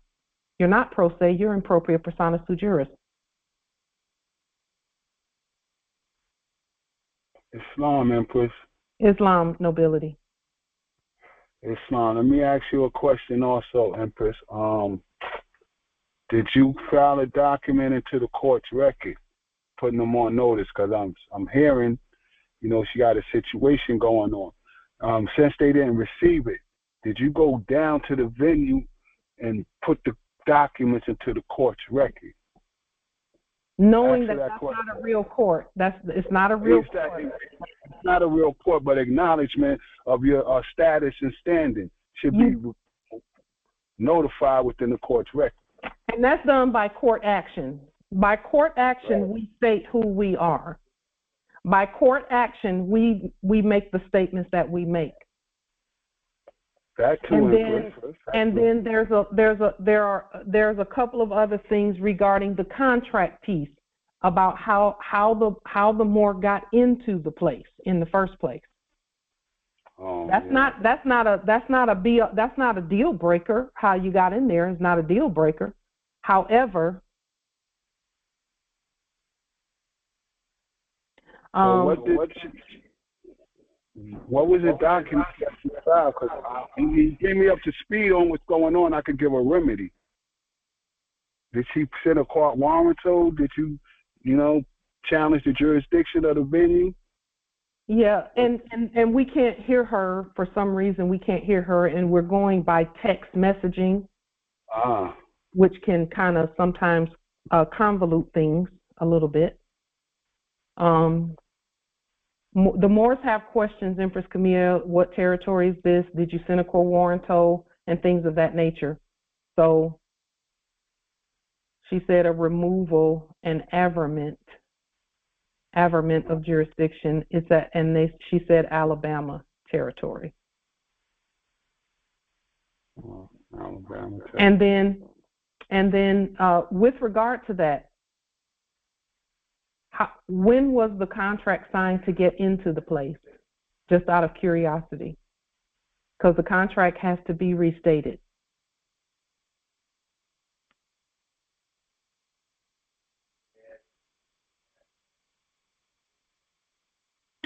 Islam. And then question, what parties have been put on notice concerning this? Because our office of the Secretary for State, the office for Governor, the office for the Mayor has to be put on notice. The one who controls the commerce there, which would be the Secretary for State at the Alabama State. More excuses. Has to be put on notice as well. And also, what else was I going to say after that? Because, and the bond You have to definitely bond this place. Oh, and because what this is removing the interest, that part, remove the interest of all actors. They have to be removed. Hey, you Pauline, I thought you said we were going away that in the September. interest You're going away of them is removed. And that has to be just stated just as plainly as that. Your interest has been removed. Here, this, that, and a third. The law states this, that, and a third. The bond is this, that, and a third.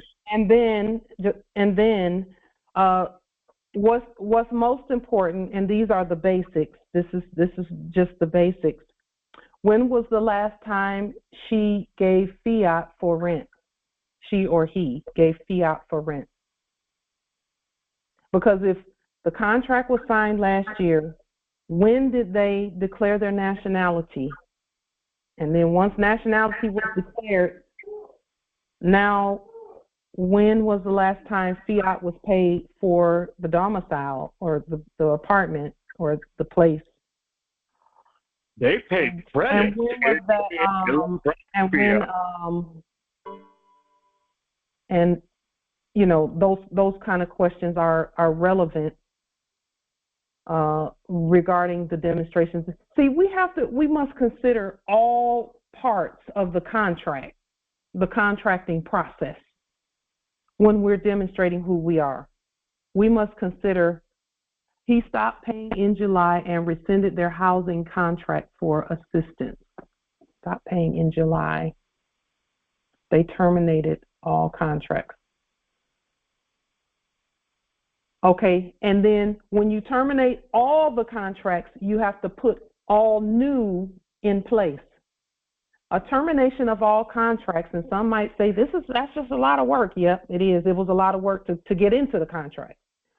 The contracts that when we terminate all corporate contracts in one fell swoop, we then place the new, restated everything in place.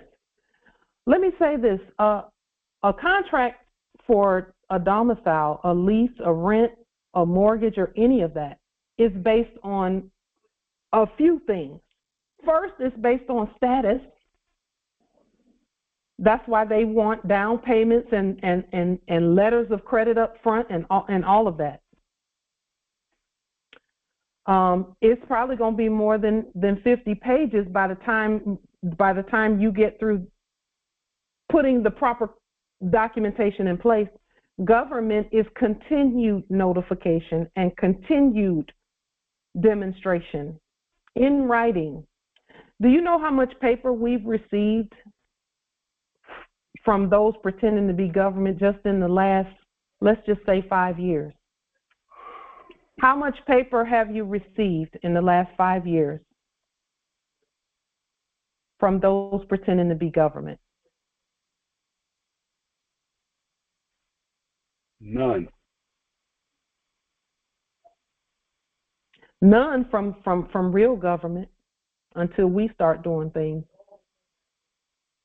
But those that were sending out things like light bills and student loan payments and car payments and insurance and advertisements and offers for this, that, and the third. Okay, so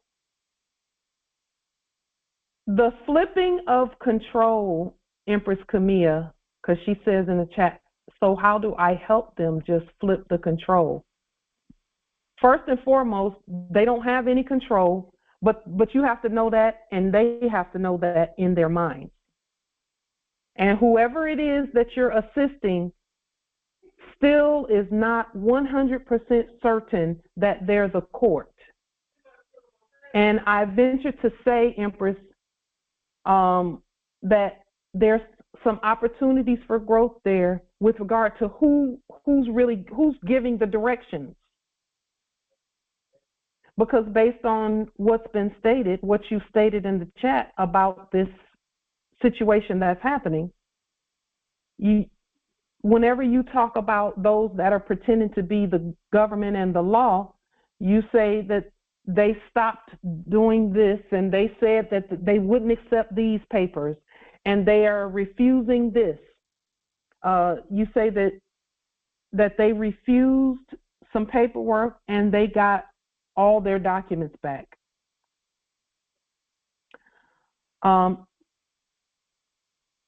So Empress Camilla, I understand that I understand and understand that you're relating the message. My point being is that you and those that you are assisting are the court in that demonstration. You all are the court. Every document that you send starts with what you see on the screen right here. Let me make it smaller so you can see. But this shit hasn't gotten you a conveyance. It hadn't gotten.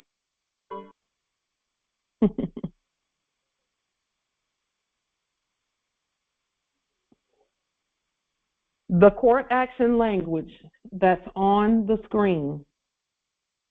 Okay. You did, I know you did it for them, Empress, and that's much appreciated. They actually have to do it for themselves.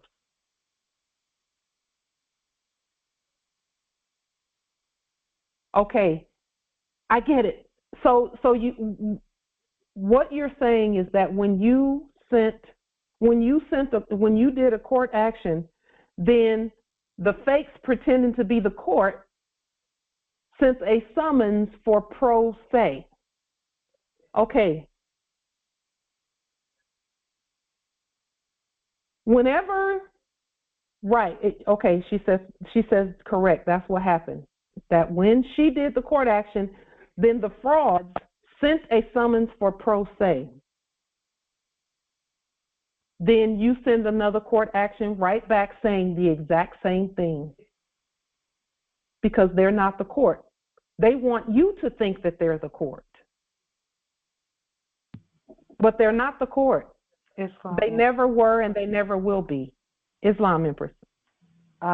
Basically, it's like that you're sending out a notice to transfer jurisdiction.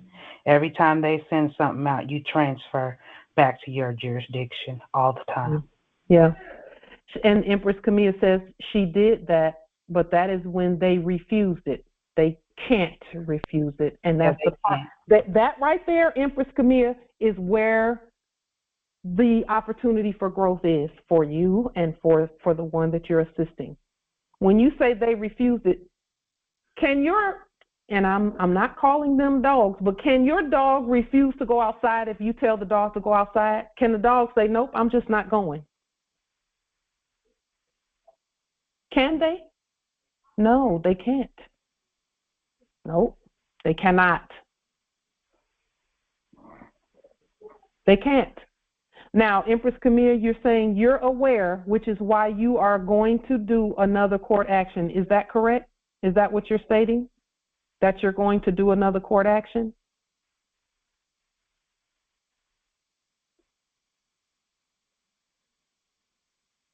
Empress Camille, is that what you're stating, that you're going to do another court action?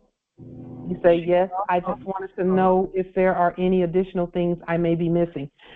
The one thing that I can say with 100% surety that you're missing, and thank you for asking that question, because some people cannot take that. They won't ask that question because they don't want to admit that they're missing something. Is the knowing that you're the court and they have to do what you tell them. You're the court. Not only are you the court, but you're also the rental company. Not only are you the landlord, and whoever it is the landlord too, they must know too. Because see, Empress Camille, there's only so much demonstrating for them that you can do. They actually, whoever it is that you're the liaison for at this point, whoever that is, they must know. Okay, all the things that you would do, whoever it is that you're assisting, they must do it also. Anything that you do, they have to do it too. If you send the fiduciary document, whoever it is that you're assisting must send the same document for themselves. Everything that your spirit says to do, they have to do it too. Okay?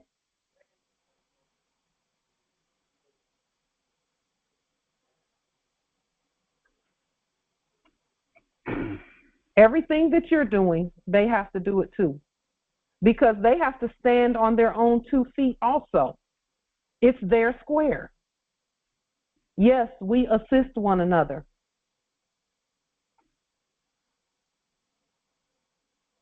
The lien, the levy, and the bond video. Yes, we will put that video here. Let's go and pull it. Yeah, we'll pull that video for you, Empress. Now, some people might think that this is something complicated. This is what the previous were doing in the last era. They were enacting what we're doing right now. They were enacting this the whole time.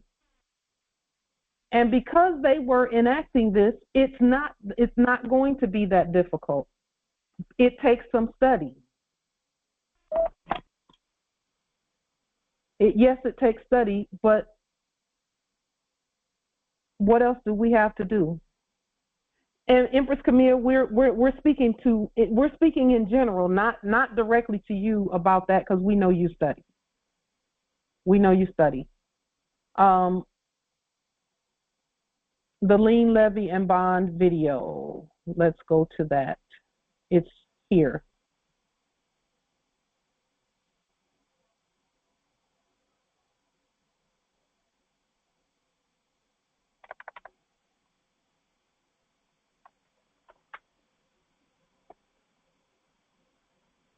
Here, we'll go ahead and put this in the chat as well, Empress Camille.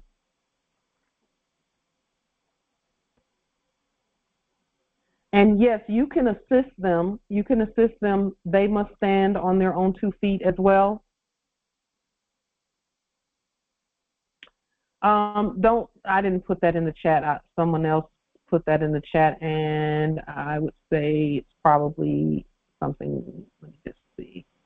Let me make sure I boot them out.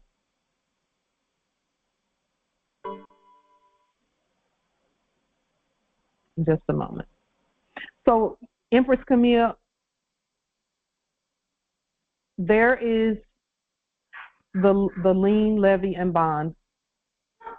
More, I'll say this month,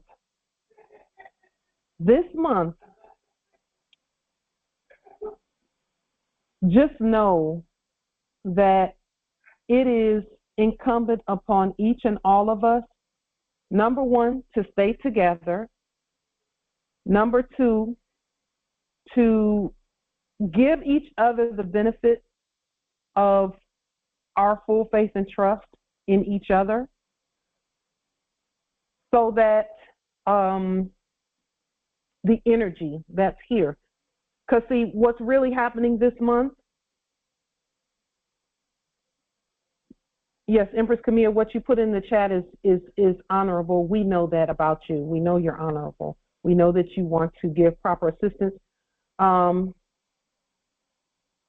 We put the video in the chat. Here, let me put it in there again.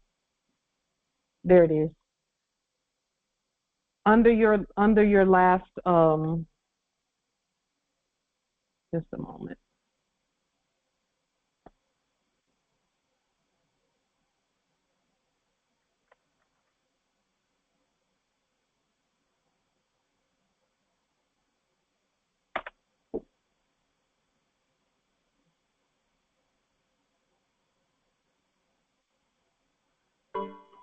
Okay. So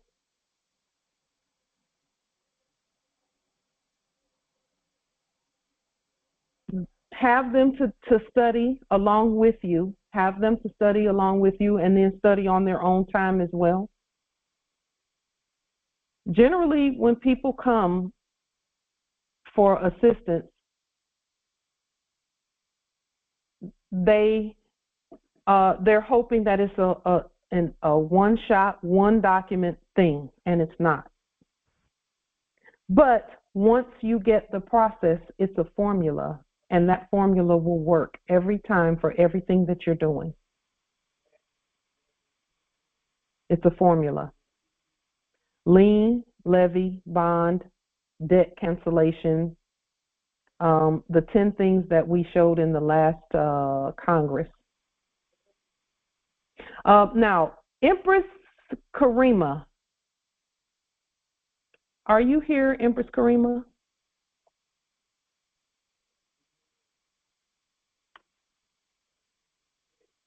Just one moment. Let me see. Okay. Empress Karima had stated in the last Congress to have a creditor letter done to attach or allonge for deposit to the bank account. Here is one of those creditor letters to attach or allonge for deposit to a bank account. The first one is from the Treasury to the bank. And this one we did for $578,000, Moorish Sovereign Dollarium. And this is from the Treasury Secretary. It gives a Treasury bond number for funds to transfer to United Services Automobile Association, which is USAA Bank, routing number for deposit to this account number, the account owner, etc. And this is not the real account number right here. We just made one up for this particular demonstration. It says the following funds have been deposited to the stated account, and then it tells about the bank deposit amount. The purpose for the transfer is real estate property.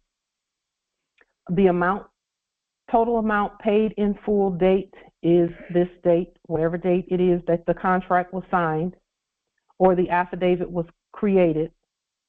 Signed copy of contract received by Treasury, yes. Certified receipt type, United States Post Office mailing tracking number, and we just made up a tracking number there. And the date of that tracking number with honor from the Treasury. And then the bank will have received that. So this is what it looks like when United Services Automobile Association receives the money from the Treasury and deposits it in the bank, in the retail bank. Okay. It's written commercial creditor affidavit, creditor letter affidavit. Okay. So remember in our last meeting, we stated first in ancient English and then in commercial English. For deposit, the date of this action is 2023, November 9th. The following United States Treasury Gold Dollarium, and then it will say United States dollars, not Federal Reserve debt notes, but dollars, are hereby applied to the stated bank account as follows. The reason this doesn't say Federal Reserve notes or Federal Reserve anything is because it came straight from the Treasury. Bank account, it has the number, the routing, the bank account appellation or the name for the account. Bank deposit type is a special deposit. Bank deposit amount is the same amount as sent from the Treasury, $578,000. The purpose is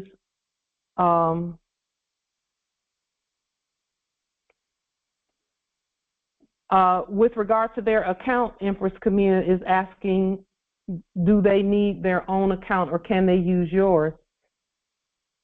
Are we still talking about an eviction enactment, Empress Camilla? Is that what you're asking about?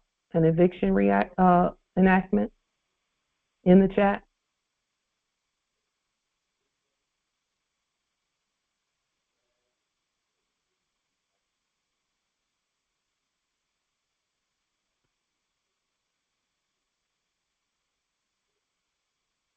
Okay.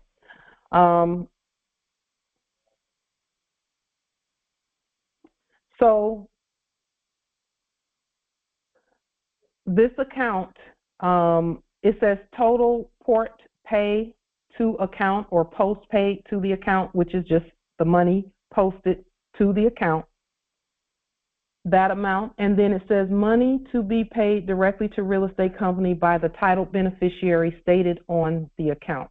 So that will answer the question about whether they can use your account or you can use their account or whatever. The money is to be paid directly to the real estate company by the title beneficiary stated on the account. Islam, with honor,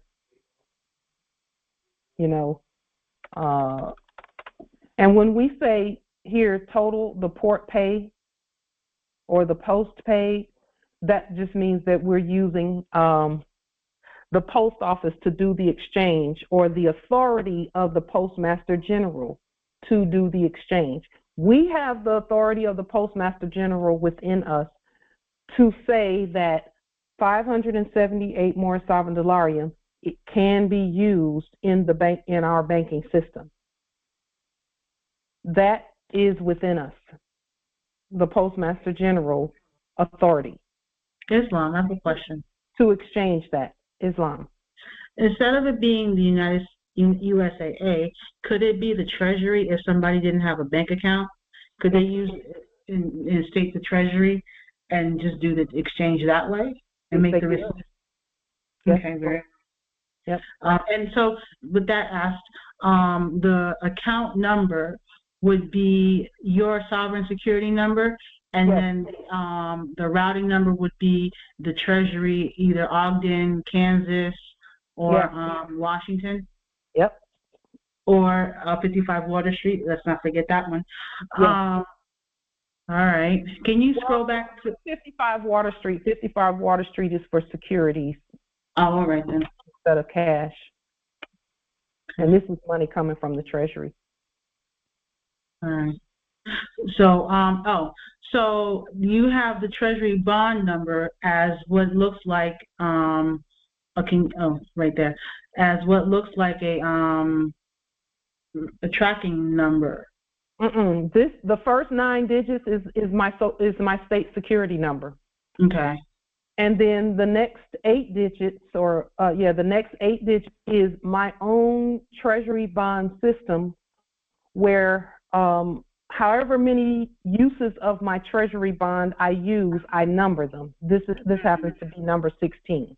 Oh, so it's like a check system where you have numbers in the top right-hand corner of the check. Yes, indeed. All right. Yes. Oh, and this is beautiful. And then let's see, any other questions concerning these? And the account number, like I said, would then be your sovereign security number if you didn't have a bank account. Beautiful. Beautiful. I mean, my goodness.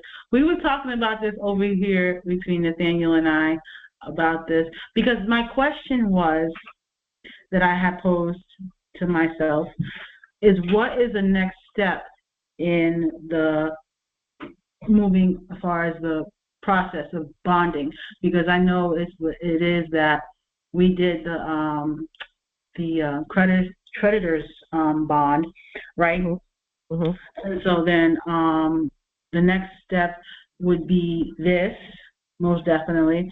And then because this is, correct me if I'm wrong, we've talked about shares because the Sleeping Moors was stated to be the shareholders, right?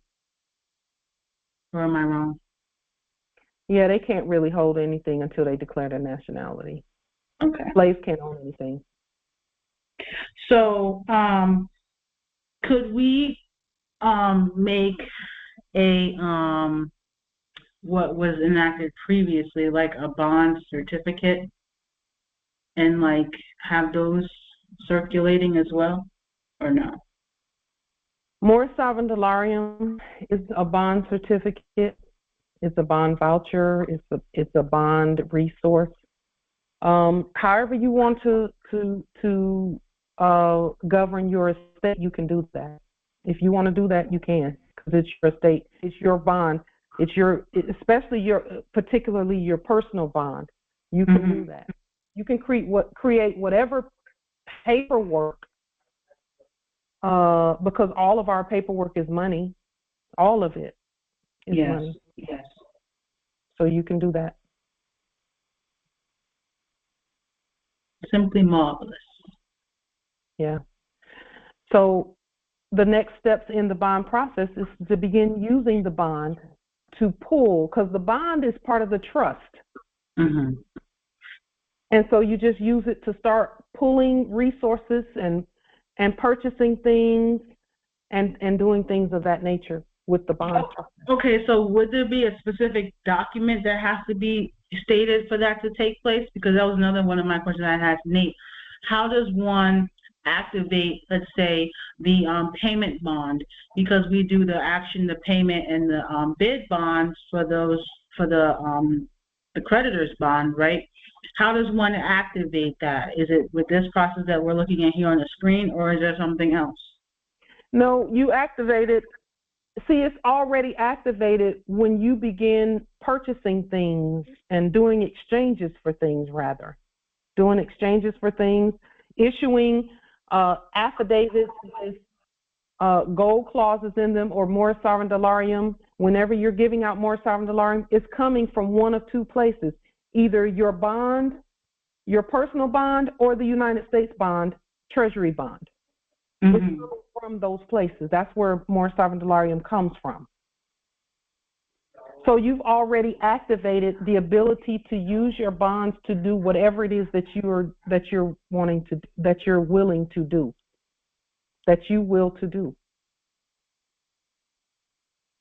What is it that you will to do? What is your will?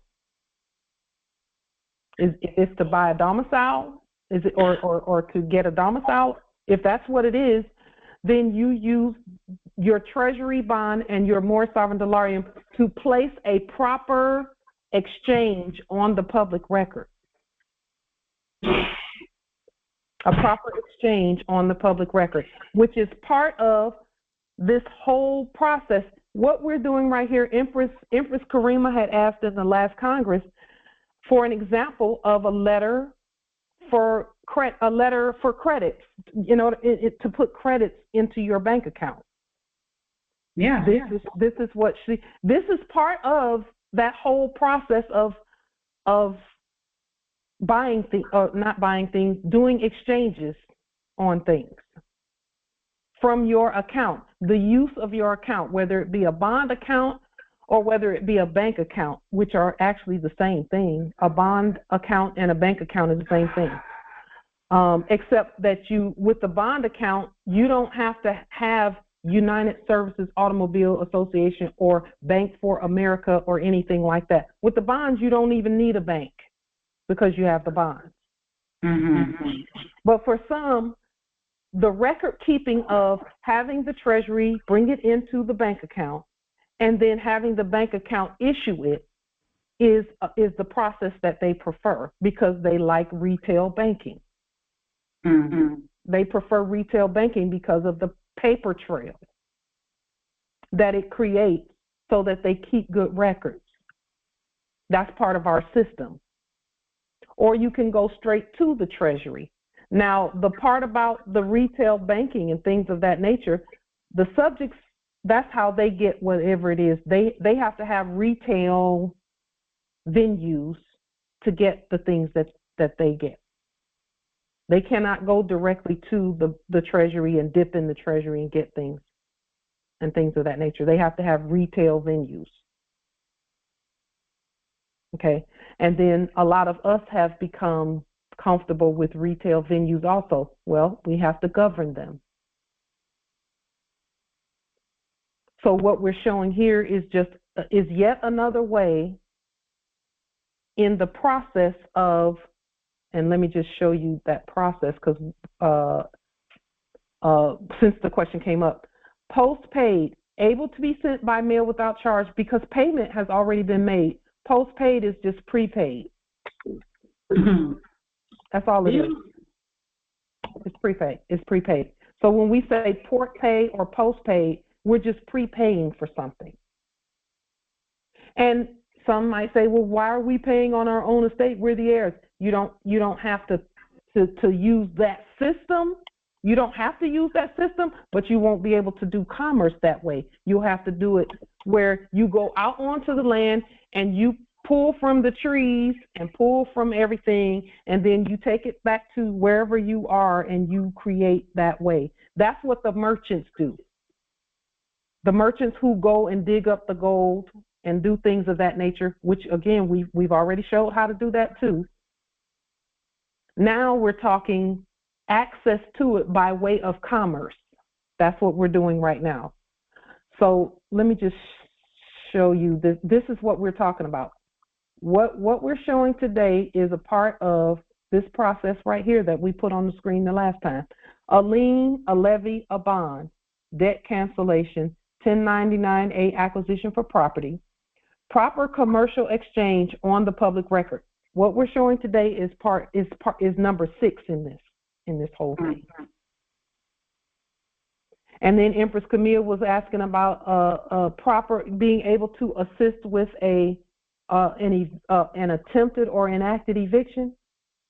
This process right here, 1 through 10, it takes all interest that any frauds would have in demanding their contracts and their military script out. Removal statement of all presumed alien interest, because that's what that is. When a person, a dead person, is commanding fiat or demanding fiat for a property that they don't even own, you must remove their ability to their interest, because the contracts is what presents their interest. Fiat Federal Reserve debt notes is interest. That's why we don't use them. We've removed all of that interest from the land.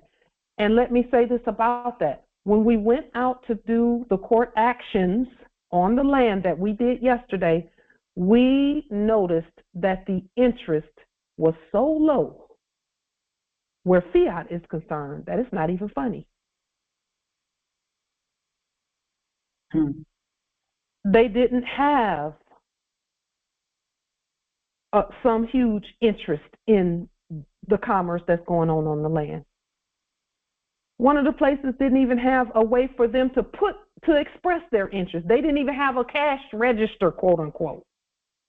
They just had a computer where you just swipe and ones and zeros go back and forth, and they just use the ones and zeros. And the ones and zeros, if they have not properly declared who they are, then any fake actor can go in and just start claiming the ones and zeros. So they were waiting on us to show up. Indeed. Question. You mentioned few congresses ago about the fire and sword letters. Yes. Is that stated in the 1 through 10 in some manner? Yes. So where the fire and sword letter is concerned, that's at number 8. Okay. Removal statement of all presumed alien interest. Statement of debtors in abandonment is even a better place for that. Statement of debtors abandonment.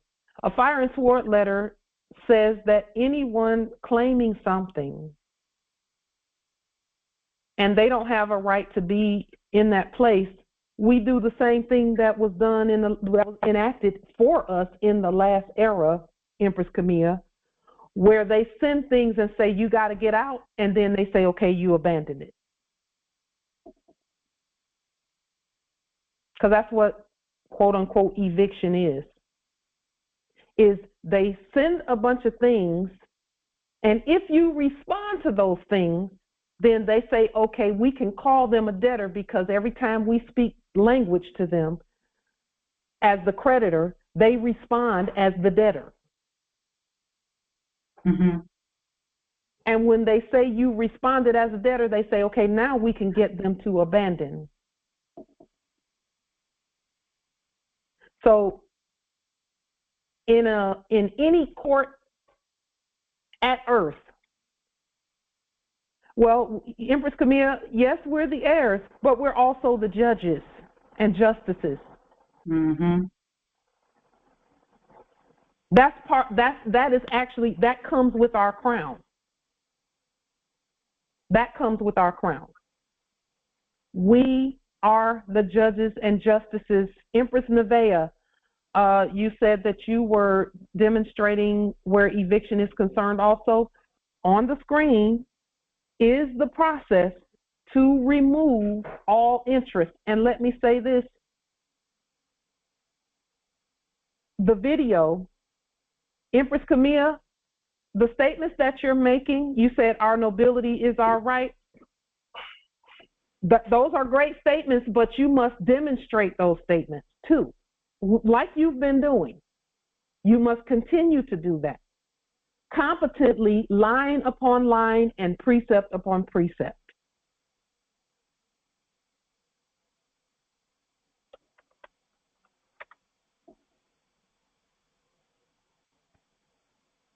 Okay, so it's easy for Moors to say,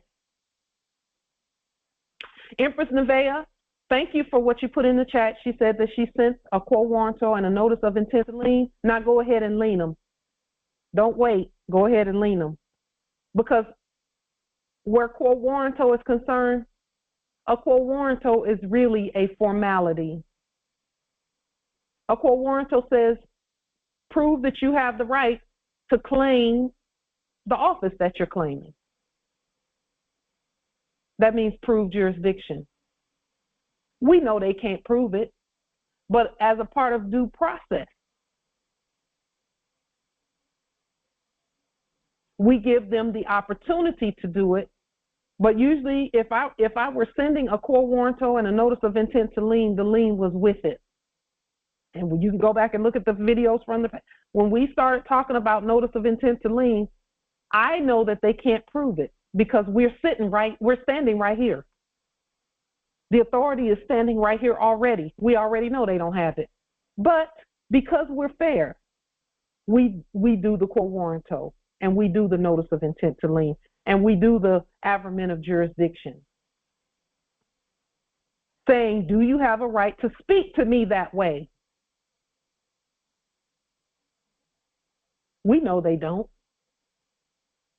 We also know they're not talking to us, but we got to prove that we know it. This is studying to show ourselves approved. That's what we're doing. And don't let anybody that's lazy tell you that all of that ain't necessary. Because guess what? The same ones who will say that, and it ain't but one or two, out there sleep, that will say it don't take all of that, but then they won't turn around and tell that the foreign actors that it don't take all of that. Their mailbox is stacked this full of paperwork coming from some dead foreigners, and they won't go and turn and tell them it don't take all of that paperwork for you to do whatever you're trying to do. They won't tell them that, but they'll turn around and tell you, yeah, we shouldn't have to do all that. Don't listen to that.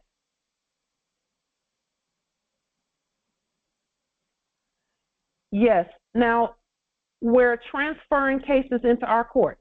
There's Empress Nevaeh put in the chat, I was looking at your prior video on transferring cases into our court. It's not really even a transfer. It's actually our court saying that whoever it is that's pretending to have a case doesn't have a case because they're not a court. It's proper identification of the parties. That is the removal process. Proper identification of the parties. Who are we? Are we the court? Yes. Are we the landlords? Yes, we're that too. Are we the bank? Yep. Are we the money? Yes. Are we the Constitution? Yep. Are we the police?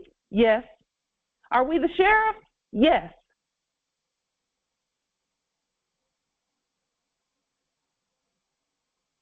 And you know what? The reason why we have quite a bit of paperwork to do is because we're stating that at every turn you're going to see the same faces. the face of God every single time in all that we do. We're saying, are you looking for the sheriff to evict? Here we are. And we put that in writing. Are you looking for the bank to say that the rent has been paid or the mortgage has been paid? Yep. Here we are. And here's the payment.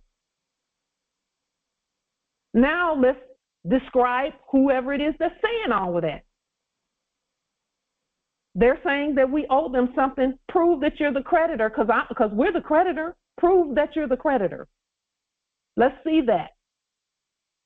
But see, when we do all of these things that are on the screen first, right out the gate, we don't even wait. We go ahead and do these things.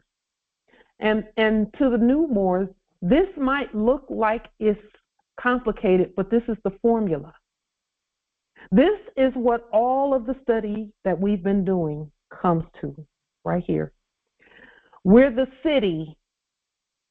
Whoever it is that's claiming to be a court, how are they claiming to be a court when we're the ones who issue the occupancy certificate for the courthouse? Have we issued them one? And if so,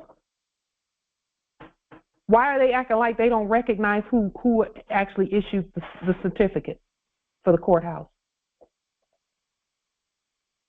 Who is it that's pretending to be this, that, and a third?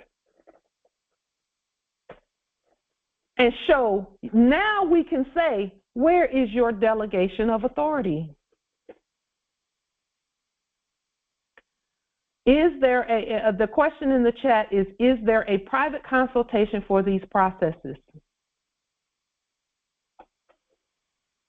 We encourage everyone to go back and look at the videos. Yep, it's 400 and something videos, we know that. But when we got out there on them jobs in the last era, in our sleep, and they said you got to be at work 50 or 60 hours a week, or else we're going to fire you. And they didn't care whether your heirs ate or not, you better be there. They didn't care whether your heirs had care or not, you better be there. So what is your freedom worth? It's not like we're charging 500 Federal Reserve debt notes for each video. This is your time, because your estate must be conveyed to you by you.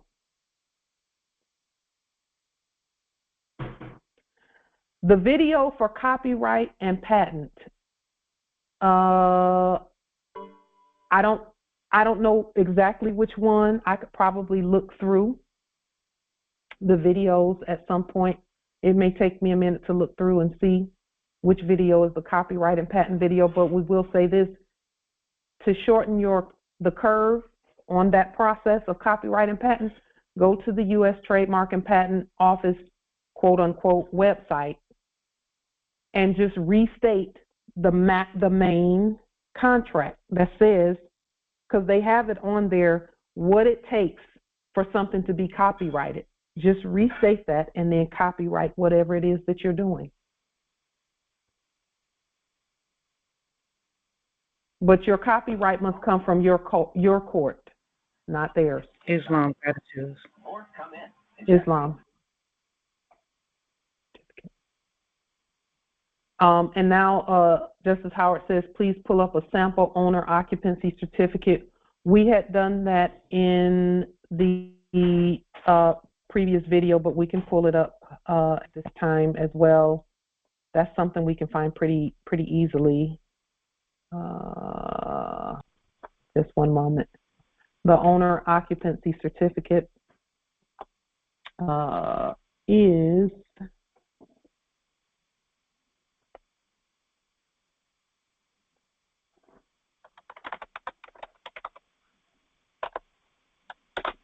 just one moment. Let's pull that up for you on the screen. Okay.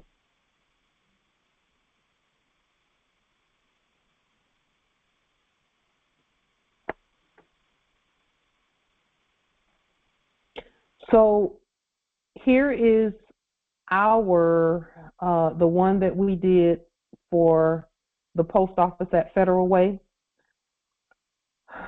We did this particular one, just one moment, let me pull it up here really quickly. There it is. We did this one with, and again, we've added a lot of documentation to this in alignment with the process that we just put on the screen for showing that process. This was the final step in that process. Justice Howard. Yes, Islam, I'm here. I'm looking at right now. Okay. We restated the logo for Federal Way because it's a city and federal district. That's what we did for this area. Yes. And then the occupancy certificate, it states the bond number. Of course, we put some ecclesiastical language in it. Building is a noun. It's a temple. It's an edifice, jurisdiction, architecture, species, and type, a structure on the ancient foundation. So again, we're still stating the status of the building that we will be at. And we're really already there. We're already operating from that place.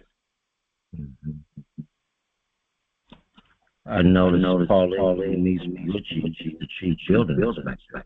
Yes, we had to. Yes, absolutely. Yes. And so that information, the condition of the building, and I've been in that building, the condition of the building is also stated on the tax assessor website, but must be restated by us. The reason why I brought this is because we're finishing up those steps, our round table for Tampa International Airport. Well, the airports, the two airports, rather, the froms and the twos locations, yes, and the land, allodial title, etc. Yes. Mm-hmm. Islam. Thank you. You all are going to find that the things that we have done were completely and totally and 100% in preparation for everything that we see for our more is already in the property. Yes, Justice Earl, we did all of these processes here for this place that we're at right now, even though in our sleep we thought that we were buying a house. That's what we thought in the lab in our sleep. We had to turn around and do all of this right here on the public record. So we did. And I know in my knower, yes, they will. Justice Adrian Porter, they will be. These 10 will be under the video.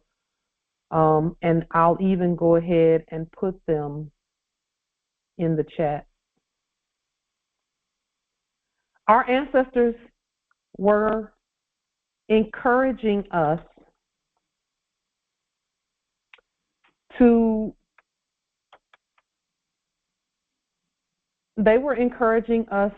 create the mechanism by which the estate can be handed to us, can come to us. Not handed, but can come to us. They were saying, go ahead and create the vehicle, the conveyance method to govern your estate. You must create that before we can give it to you.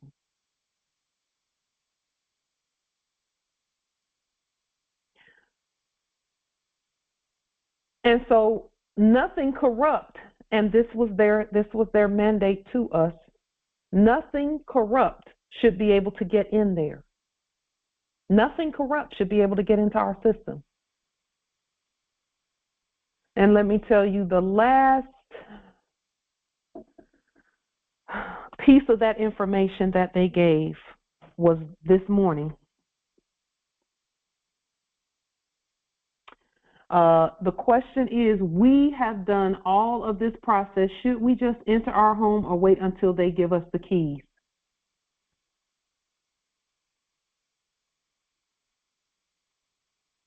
What does your spirit say? And have you gone through and made sure that you've done all of these processes?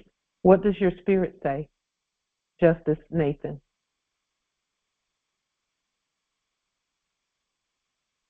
What has your spirit said to you about that?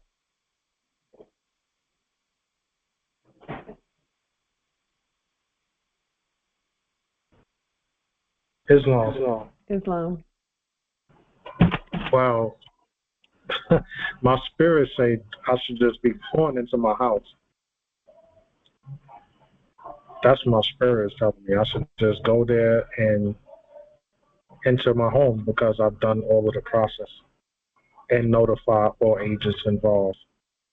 And spiritually, have you done the spirit work? Yes, I have done the spirit work. My spirit is telling me I should be in there already. What am I waiting for? Are you listening to your spirit? That's the one thing I'm not doing, is listening. I need to listen to my spirit more because it's not only that, it's just in my dreams as well. So it's like my spirit is telling me when I'm sitting here awake and when I'm asleep. My dream is also telling me the same thing. I should have been in there already. What are you waiting for? So I hear what you're saying. I'm also hearing this, that about 2 weeks ago, maybe a week and a half ago, you and Empress Angel were going to go and do a demonstration that you talked about in Congress. And you were hesitant to go do that demonstration. But Empress Angel was saying, go. Let me ask you, did you all go the next day? Because that was on a Thursday. You were going to go hand the documentation on a Friday. Did you go and do that demonstration?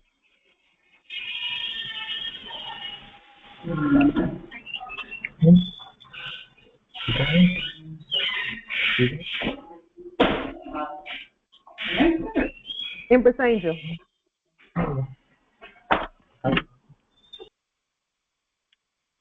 Let me just ask you, did you go and do that demonstration, Empress Angel? Did you and Justice Nathan go and do that demonstration? No, we did not. Not that day. We went to put paperwork in the box to deposit, but as far as doing the demonstration, as going to our office and putting the notification at our office, we did not. Okay. Let me say this about Justice Nathan, and the reason I asked that question is for one reason only, is to have you to look within your spirit and answer the questions by your spirit about what the hesitancy is. Because, see, we've all been there. We've all been there. Even the demonstration that I did yesterday where I went out and did court actions on the land, I was hesitant to do that.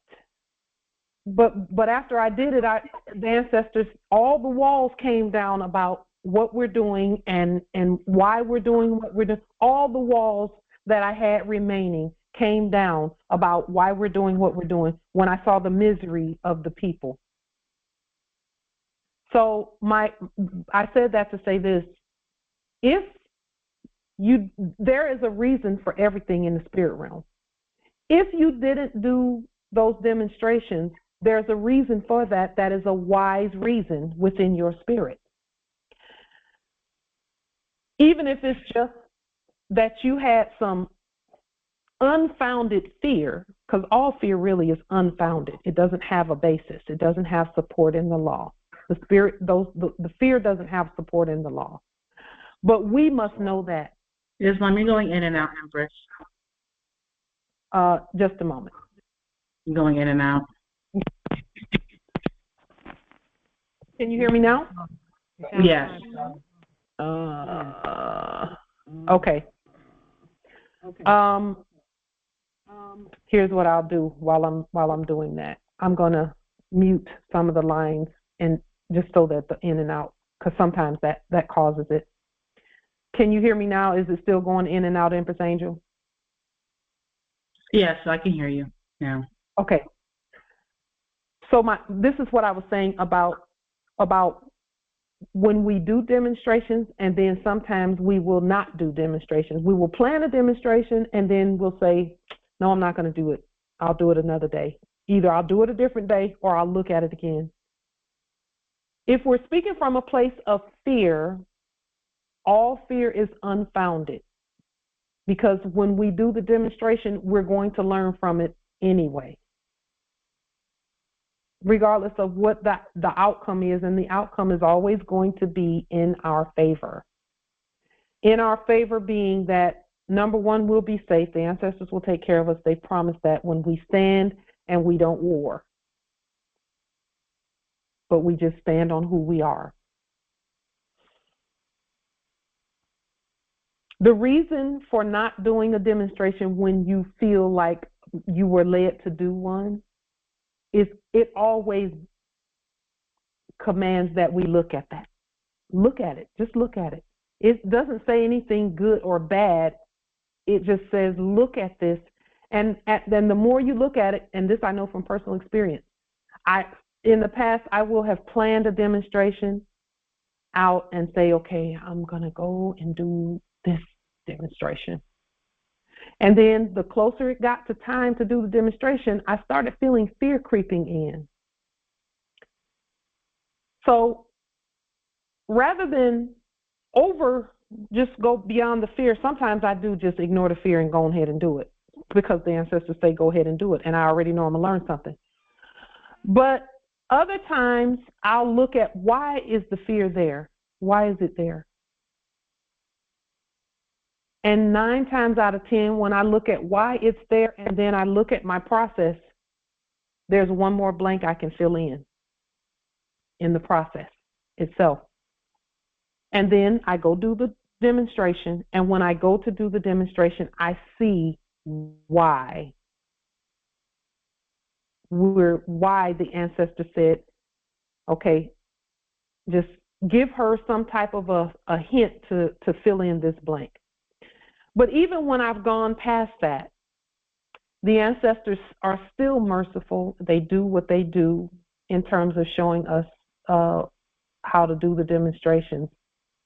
And then we come back, we look at what we did, we look at the outcome, and then we say, okay, how can we now, what's the next step, or how can we make this better? So it's neither good nor bad, but what it is our feelings are a gauge.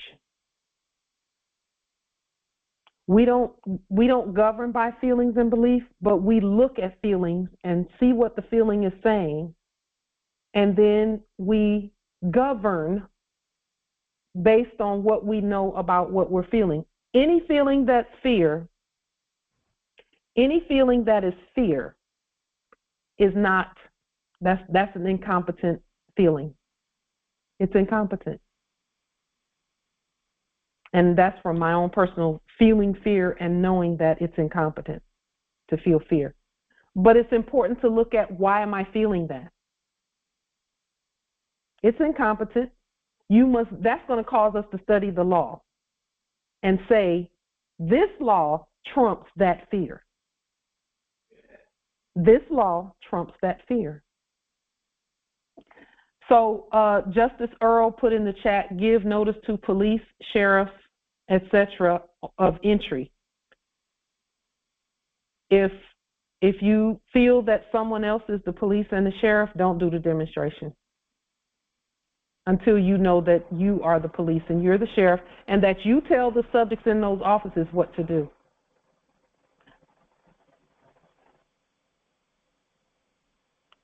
We cannot call anyone else government, period. We can't say that fiat is money. It's not. We can't say that fiat is currency. It's not. Fiat that's created by others is not, that's not money, it's not currency, it doesn't exist. Anytime we're talking about currency, But anytime it we're is, talking about, because you use fiat, electronic fiat and things credit. like that, there's no such thing as electronic fiat. Shut up. Justice Akil, you got me. I got that energy from you, so I'm going to blame you for what I just did. So anytime we're Islam, Justice Akil. So anytime we're giving them any offices, just stop a moment and regroup and think. Okay.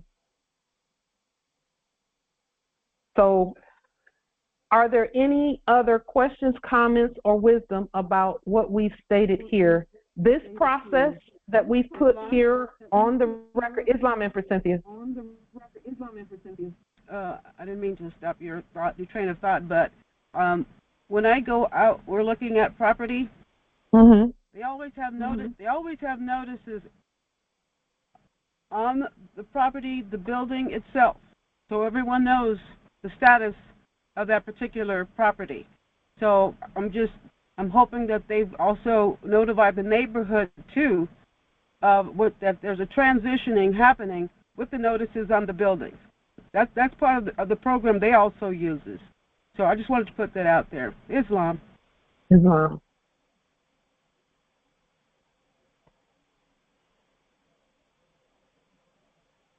The way that we, and in response to that and in affirmation of that, the way that we, when we did the demonstration with the building down the way here, we did a video, and it's on Light Tajiri Bay channel, where we went up to the building and we put documentation on the building. Then the ancestors had us do a 10-day jail court demonstration where we spoke the court action language repeatedly to the point where they said we can't keep her because she knows she's the court. And by the time that 10 days was up, those who were unlawfully occupying that building were out. And there was an international vacant sign on the building, which is still there. So there's been no movement on that building because no one can move because we've already claimed the building.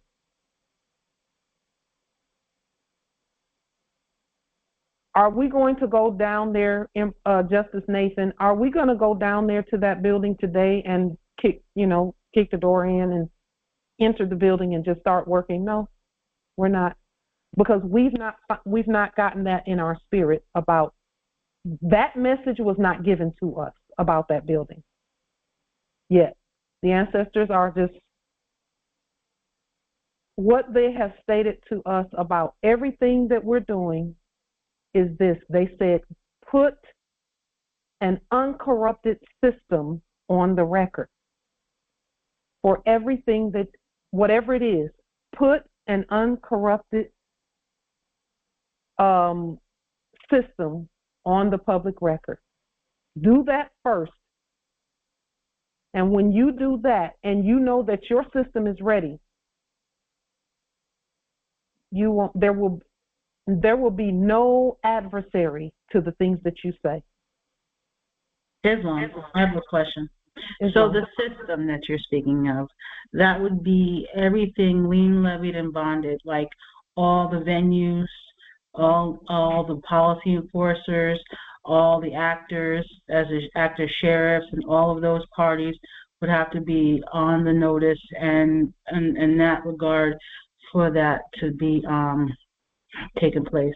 And I did state for the record, and I'll state it for the spell, we did send out the bonds for New York the second time, because the first time they got lost in translation. So because they didn't reach their destination for the notice for the office. They are in transit now for the second time of deposit. So some of them got to their location like at Kansas City and the 55 Water Street. And they got there beautifully, as we have been knowing to do without the zip code. So I'm thankful and grateful for that. And we have over at New York something called ACRIS, that is an agency that reports information, and they were in the past era responsible for the upkeep of the records concerning property, and they are also in alignment with the Office of Finance and the Office for Sheriff. So it's like the trifecta with that one at New York. So that office has been put on notice as well concerning the bond and the proper notification. So that was just done in the past strong. So that is part of the process and the system that I take that you were referring to. So that would be the reason for my patience on entry for the domicile, because I'm very patient. Let the Spirit lead you on that, Empress. Patience is a virtue. With all that we're doing, patience is a virtue, because there's some tilling of the land that Canaan does, and we've been doing that. The harvest time is now. Are we ready to harvest? So let me just say this about, let's say, a domicile. I'll ask a couple of questions about the domicile. Has the issue of utilities been addressed and stated? Yes, because that was in the restatement of the deed that we did. It was addressed in that manner. It was restated properly. Yes. Okay. So the deed, the light bill company doesn't really look at the deed per se? Oh, so it was the water and the sewage that was done. So the light bill has to be, yes, that, but from that perspective, no, that has not been addressed. It's those things that are what the dictionary defines as a fin, F-E-N-D, or F-E-N, a fin, which is a fin, F-E-N, in Webster's 1828 dictionary means a moor, a marsh, a moor. It's a place where water can water and land meet. That's where that's what a moor is we make it so that water and land stay apart from each other. But they meet, but they don't corrupt each other. They make a beautiful coming together. FEND is when there is a hole in the process, in either printing or in a statement. There's a hole in the process that will mean that the water can get onto the land in places it shouldn't be. So those two look very similar, but we must fine-tune what we're doing.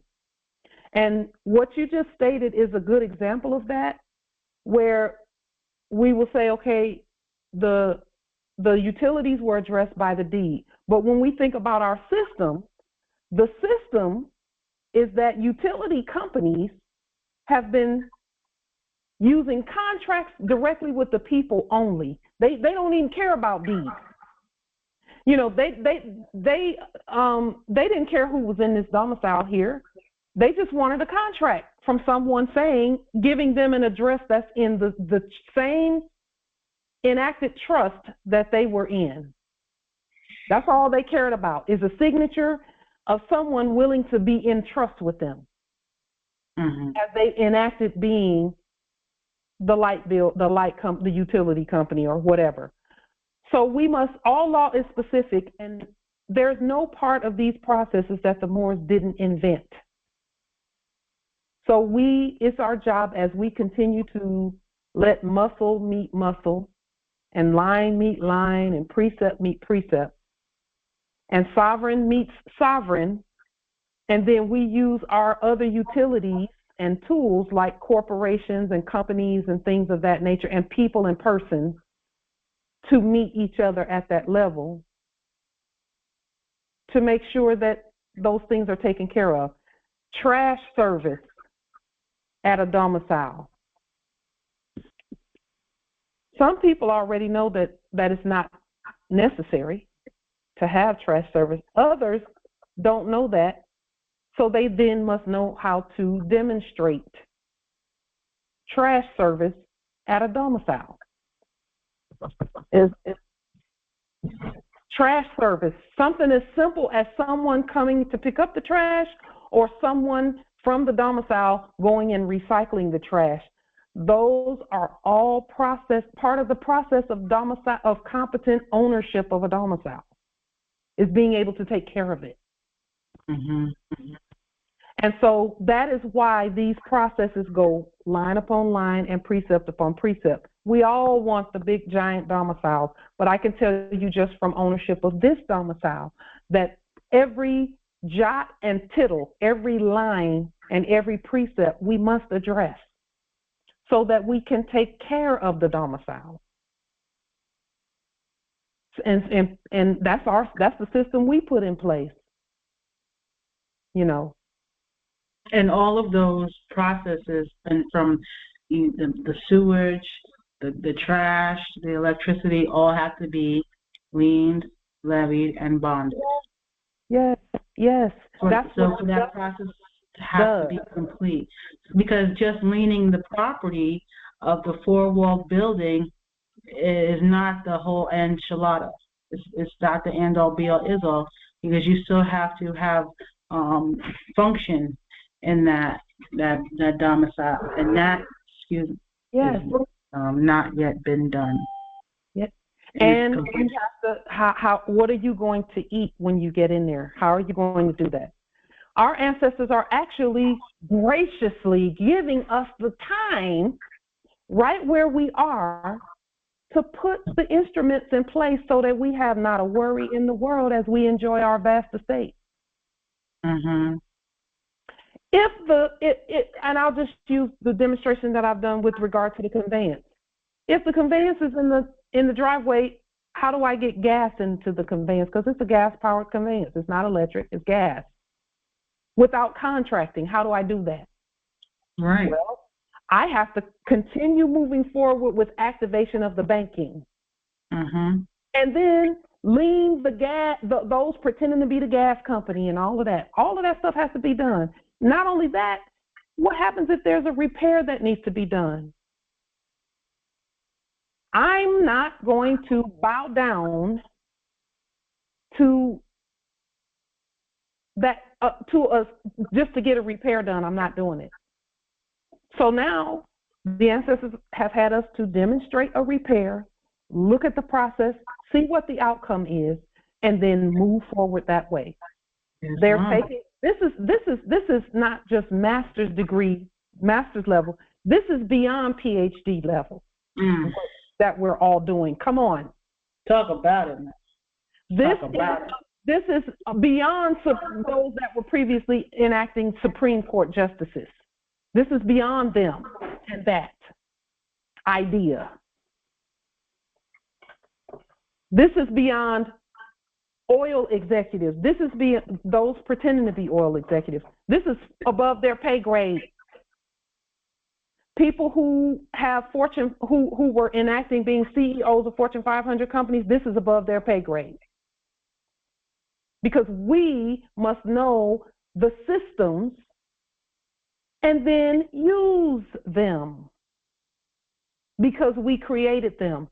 This is the same way that when I was in corporate arena, we had to, from my perspective, I had to know anyone who's claiming to be my boss. I was going to know their job. I was going to know their job. Right. I was going to know their job.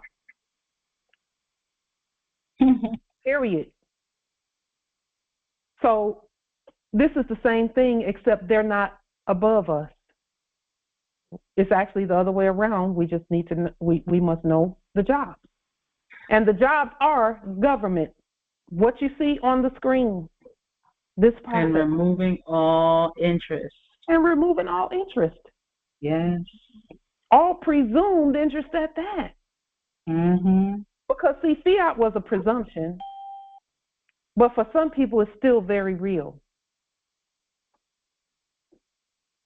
And it's only if a living being thinks that stuff is real, that it will be real for them, not any of us who know that it's not real.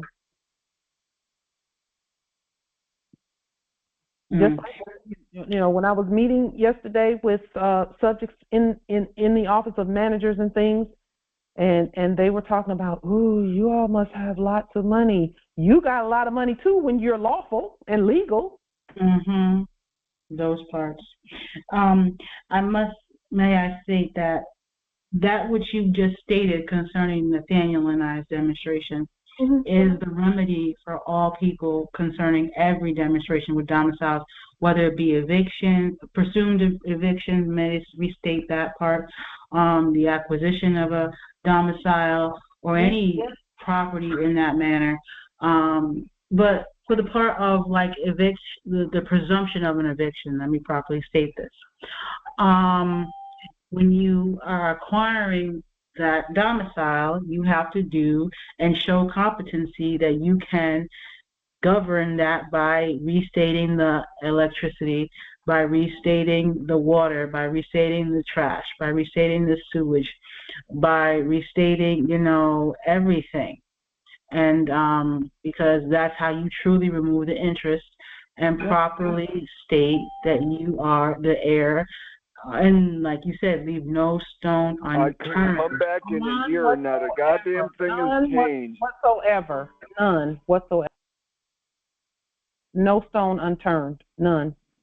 And that is the process. That is the enchilada, as they say. And that's how you get all that you desire. And you don't leave any holes in your ship. Plug them. They must be done away with completely. They must be. We can't have it. And see, sometimes people get upset or they want to question the processes, but you can't have any holes in your ship or it will sink, even the smallest hole. You can't have it. There cannot be any holes in the ship. Wanting things so badly that you're willing to overlook that's not going to help. It's not going to help.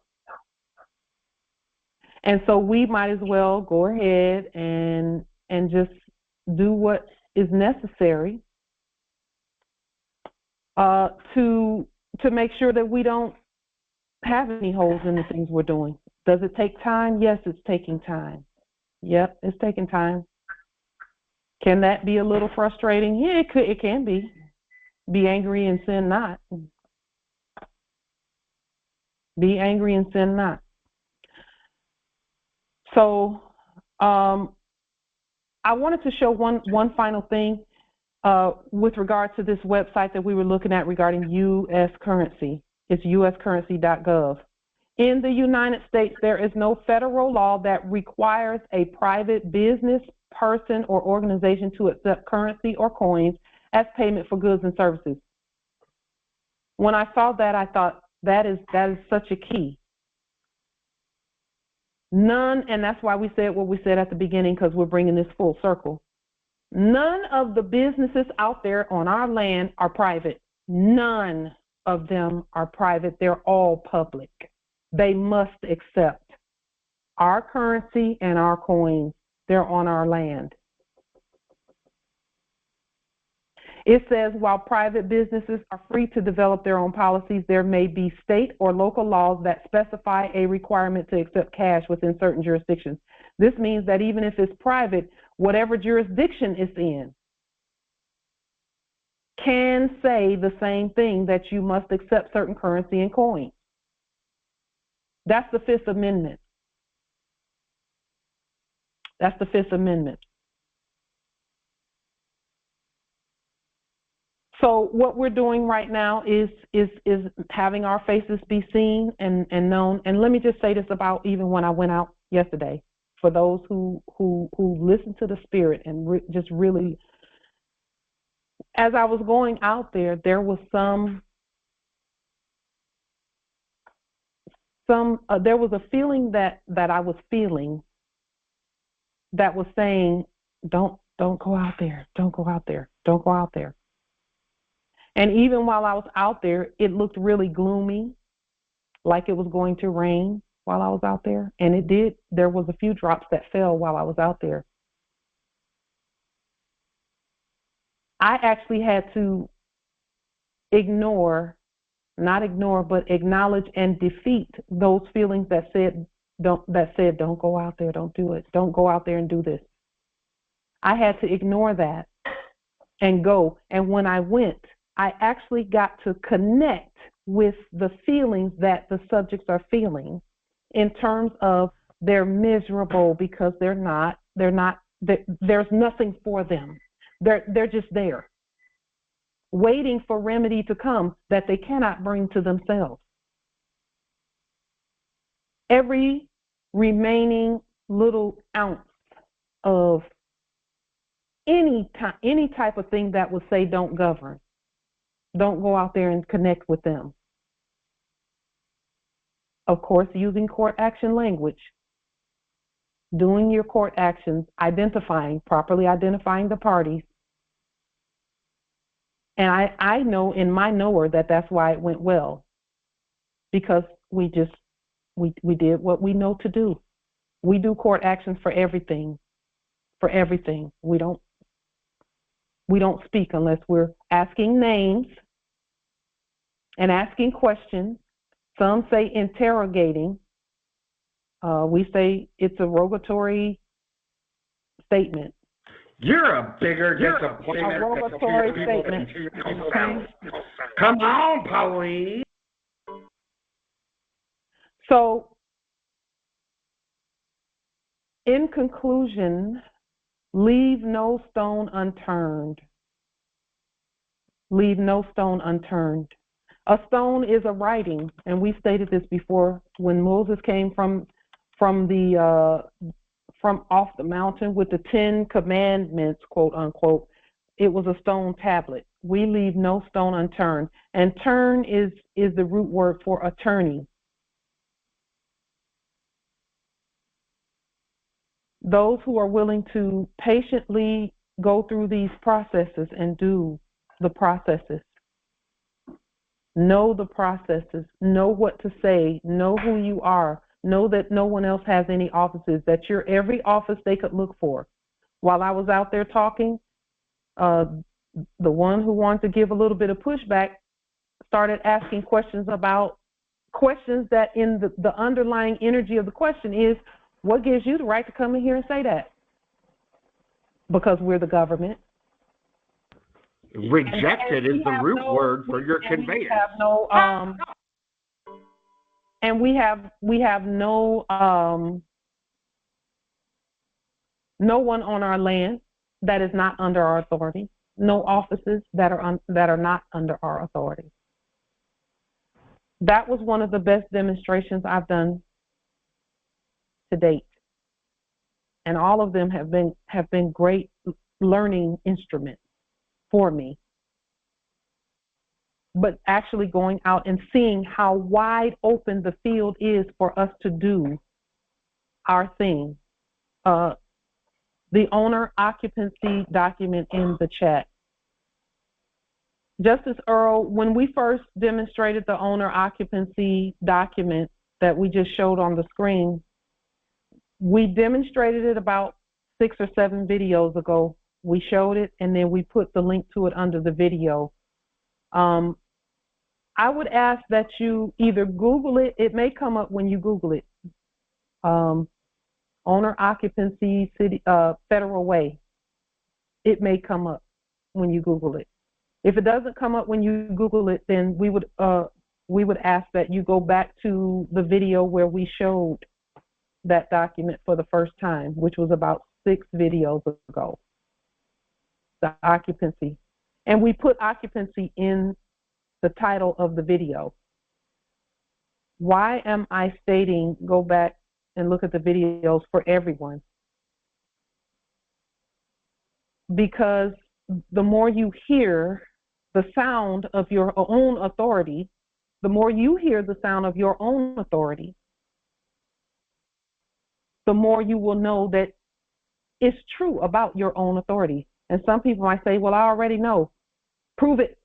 I'm like Grand Sheikh Tajiri Bey with that part. He will say, okay, you say you know this. You say you can time travel. You say you can do this and that. Prove it. Prove it.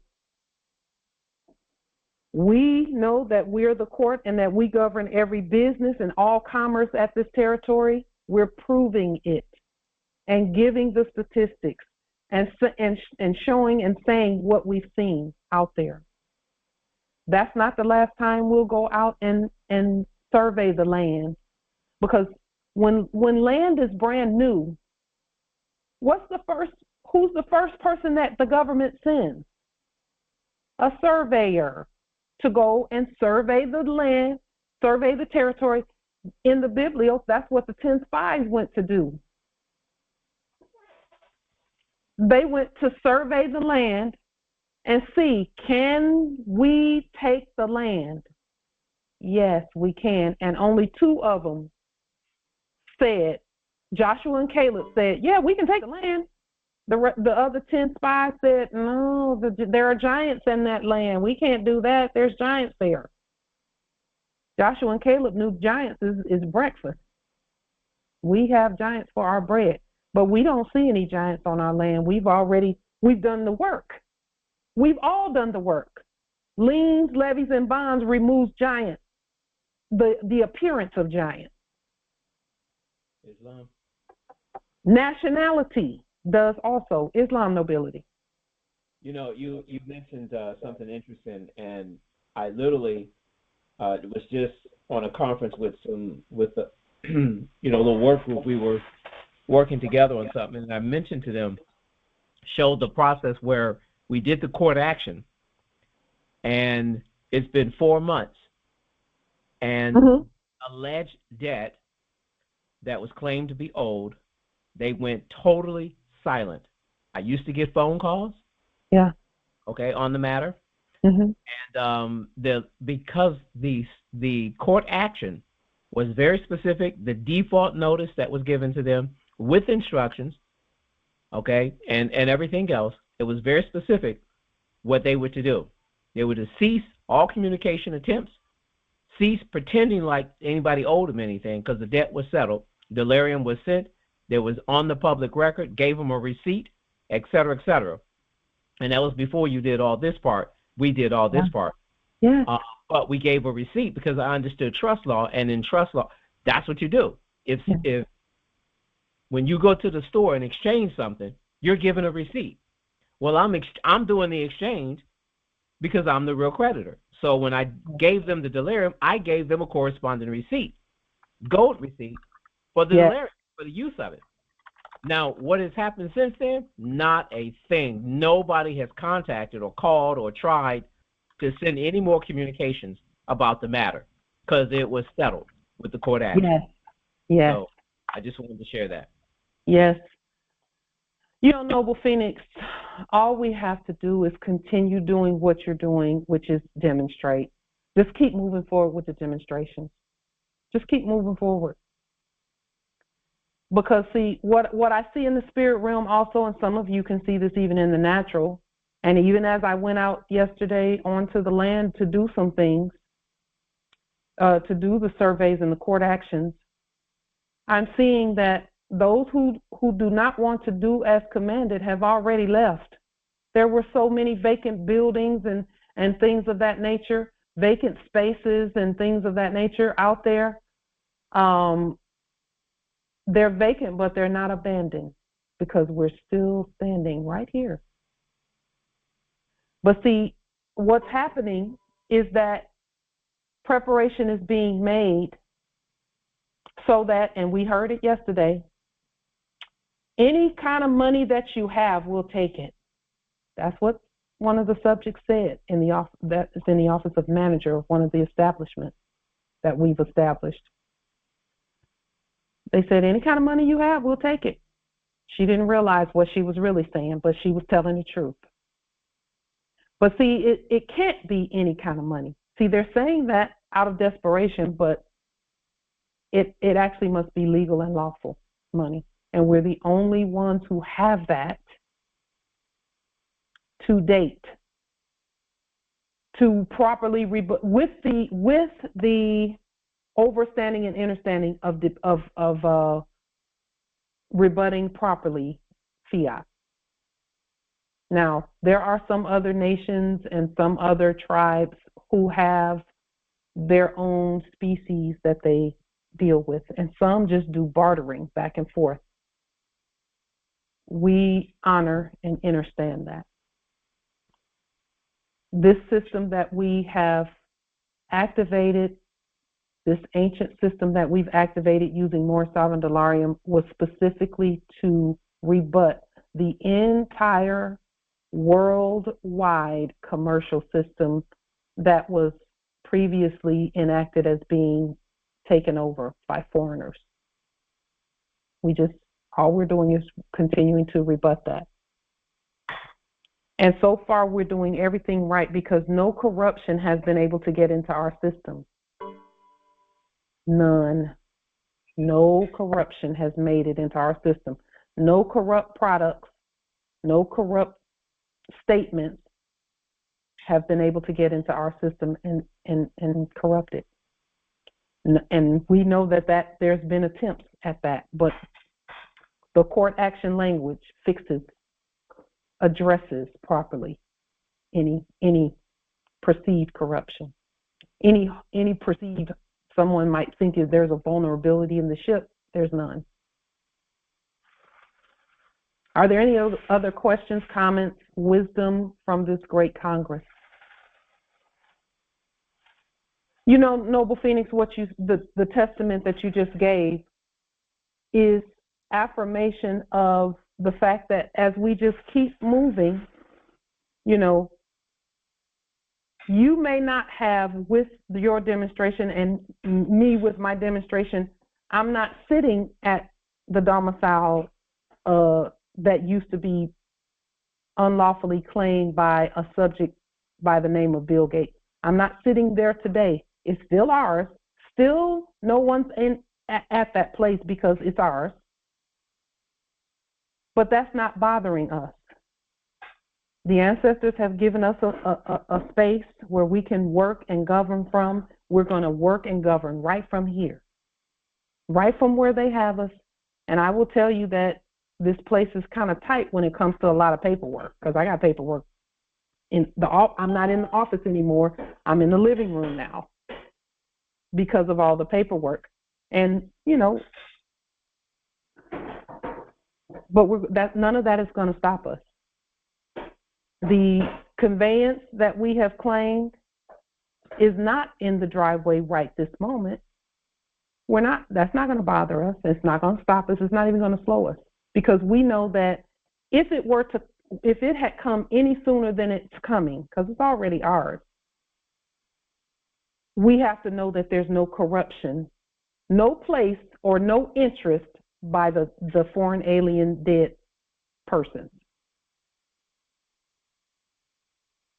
And we are willing to continue doing what we're doing in order to know that that is the process. Our processes are flawless to this point because no fraud has been able to get through in the processes that we do.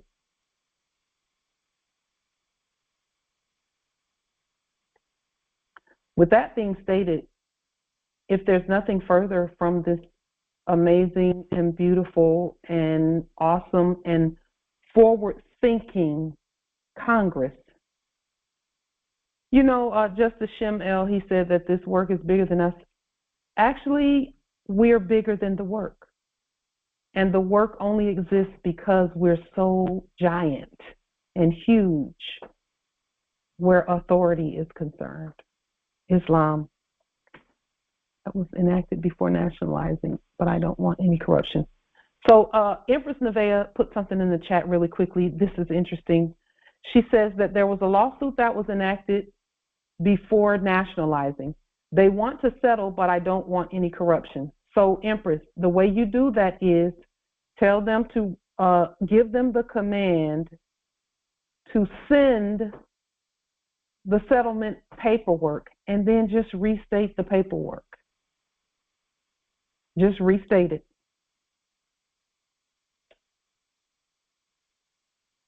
Just restate it.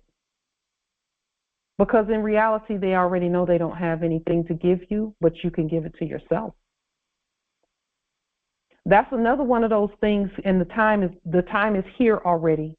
We could literally restate something and send it to the building where the subjects in the office of bank are and have a deposit put in to our accounts. We can do that now.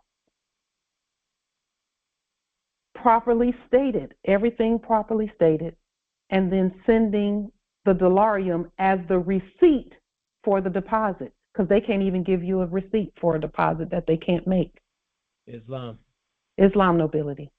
One other thing I mentioned earlier from when you were talking about the way the system is set up, and one of the things that has become so overwhelmingly clear is the fact that their system, I was going through something earlier with canon law, with some folks. We were just doing some building, and I was sharing in the old mirror, this is what they were working from.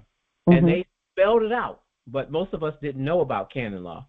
But it literally spelled out everything they do in the old system was by presumption. Yes. Everything.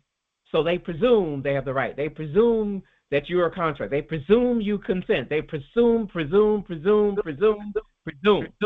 Yes. And you have to rebut the presumption. Well, guess what? Everything we're doing is rebutting the presumption in, on, for the record, under the record, over the record, through the record. We're Xing out all of their presumptions. So they got nothing to stand on. So they got no choice but to stand down, get the heck out the way, okay? Because we are back.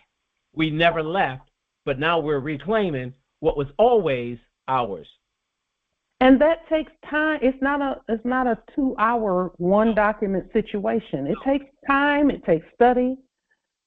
It takes restating and things of that nature. Noble Phoenix, so when we get the frustration, sometimes we can hear a little frustration because of the time span that has taken for us to get to this point where we're literally governing everything.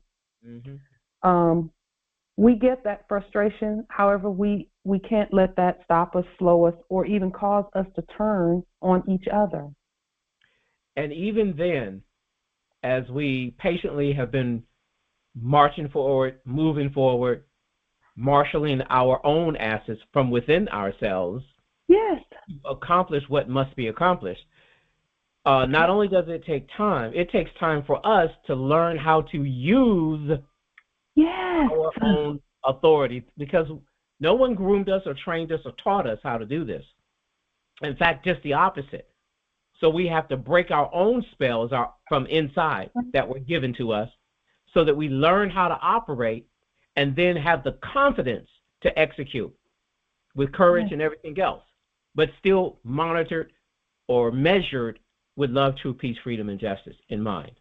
Because that's what the prophet was talking about when he said, I just have to insist, I'm paraphrasing, that we all have to learn to love instead of hate. And that's what that was about. Don't hate just because you didn't know and because you were taken advantage of. Everybody was taken advantage of in the old system, which is why the Bibliohelios basically said, if those days were not cut short, no one would survive. No one would survive. Because these people would have continued, or these things, the system, would have continued running us into the ground until not one of us was alive. And fortunately, the time being cut short was just the awakening process. Enough of us woke up to keep it from overwhelming everyone. Yes. And to that, all I can say is gratitude. Yeah. You know, speaking of canon law nobility, our teachers have been talking to us about Unum Sanctum. Yes. What you're seeing over at Fake Israel is the enactment of Unum Sanctum. Unum Sanctum is on the screen. What they're stating, first, this is about the matriarchy being prepared, and the matriarchy being all of us, because our sons have matriarchal abilities and energy. That outside of what we're building, no, there is neither salvation nor remission of sins. Now we're talking, this papal bull, Unum Sanctum, was the premier enactment by all that were previously doing business as the Vatican. This was the very most premier enactment. They said here that after all the papal bulls they had written up to this point, and all the ones that will follow, this Unum Sanctum one says that there's only one way. There is no salvation nor remission of sins if you are not a part of this matriarchal body. And the matriarchal body is Christ. It is Christ God, the head of the church being the ecclesia, or the governing body. Unum Sanctum also says really quickly, in this church there is one Lord, one faith, and one baptism. That means that there's only one God. And we state that every time we open. We are one nation, one state, one empire, and one God. We studied Unum Sanctum, and then we rewrote it. Yeah. Unfortunately, though, they were pretending as if they were the one God. Pretending, and like you said, until somebody rebuts it. Yes. And we've all done that by standing up and saying, no, you're not the answer. The answer is within me, and I'm right here. I'm coming out. Yes, yes. And then the more we looked at this, it says here, deliver my soul from the sword. The sword is the word. The word. So where Unum Sanctum is concerned, and the part that we wanted to just kind of put up here really quickly, and this is the reason we're bringing this up is because of the date of Unum Sanctum. It says here, indeed, we declare, say, pronounce, and define that it is altogether necessary to salvation for every human creature to be subject to the Roman Pontiff. The Roman Pontiff is the Moors. See, those words seem like they're singular, but they're actually plural. We are one God because we are one, period. But Unum Sanctum was enacted, the Lateran, November the 14th, which is in 2 days. It was stated to be a perpetual memorial on the matter. We've properly rebutted that where Unum Sanctum is concerned. Here is our Unum Sanctum that we restated on Moorish government letterhead. This was done and accepted and bowed to by all inferior courts and subjects. And our subjects are not inferior subjects, they're subjects. The stampings of King County Superior Court, which we are the head magistrate, Thurston County Superior Court, and all of the others is down at the bottom of this document. We did the court action language first. And again, this is for all of us, not just me. We talk about all the Moors. We always say we, no, we, the Moors, all of us. So we've restated Unum Sanctum. And we do state at the end of Unum Sanctum that all are under the authority. Every human creature at earth is under the authority of the Roman pontiff, which is the Moors. We stated that. Unum sanctum also says within it, Moors, that there cannot be two heads. There can only be one head. So when you hear the actors talking about a two-state solution, that's a monster. There can't be a two-state solution. There's only one state, one empire, one Lord, one God. That's us. So when we this unum sanctum is what those that were previously acting as police, sheriffs, those who would evict, those that were acting as banks and all of that, this is what they were acting under. And we state that every human creature, see, because there's a difference between humans and humankind. There's a difference between man and mankind. There's a difference between a creature or an animal and a beast. There's a difference between those three. A creature, an animal, and a beast have different definitions. And only God can state who's who and what's what. We properly identify everyone. So in honor of our restatement, that here, furthermore, we declare, we proclaim, we define, and we command that for salvation, every human creature, here it is subject to the Roman pontiff nunc pro tunc. And that is all of us.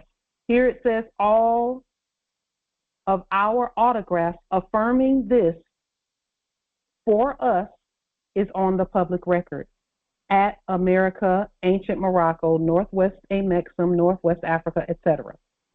This is one of the 40 documents that we put on the public record a while ago. This was a while back.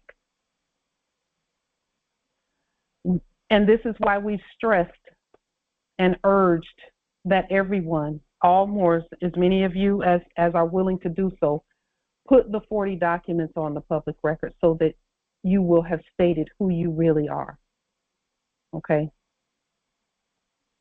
November 14th is the anniversary for the enactment. It's also the anniversary for our rebuttal and the proper restatement thereof. With that being stated, peace and grand rising to the sovereign, original, indigenous, natural, divine heirs, Islam. Islam, grand rising. Islam. Islam.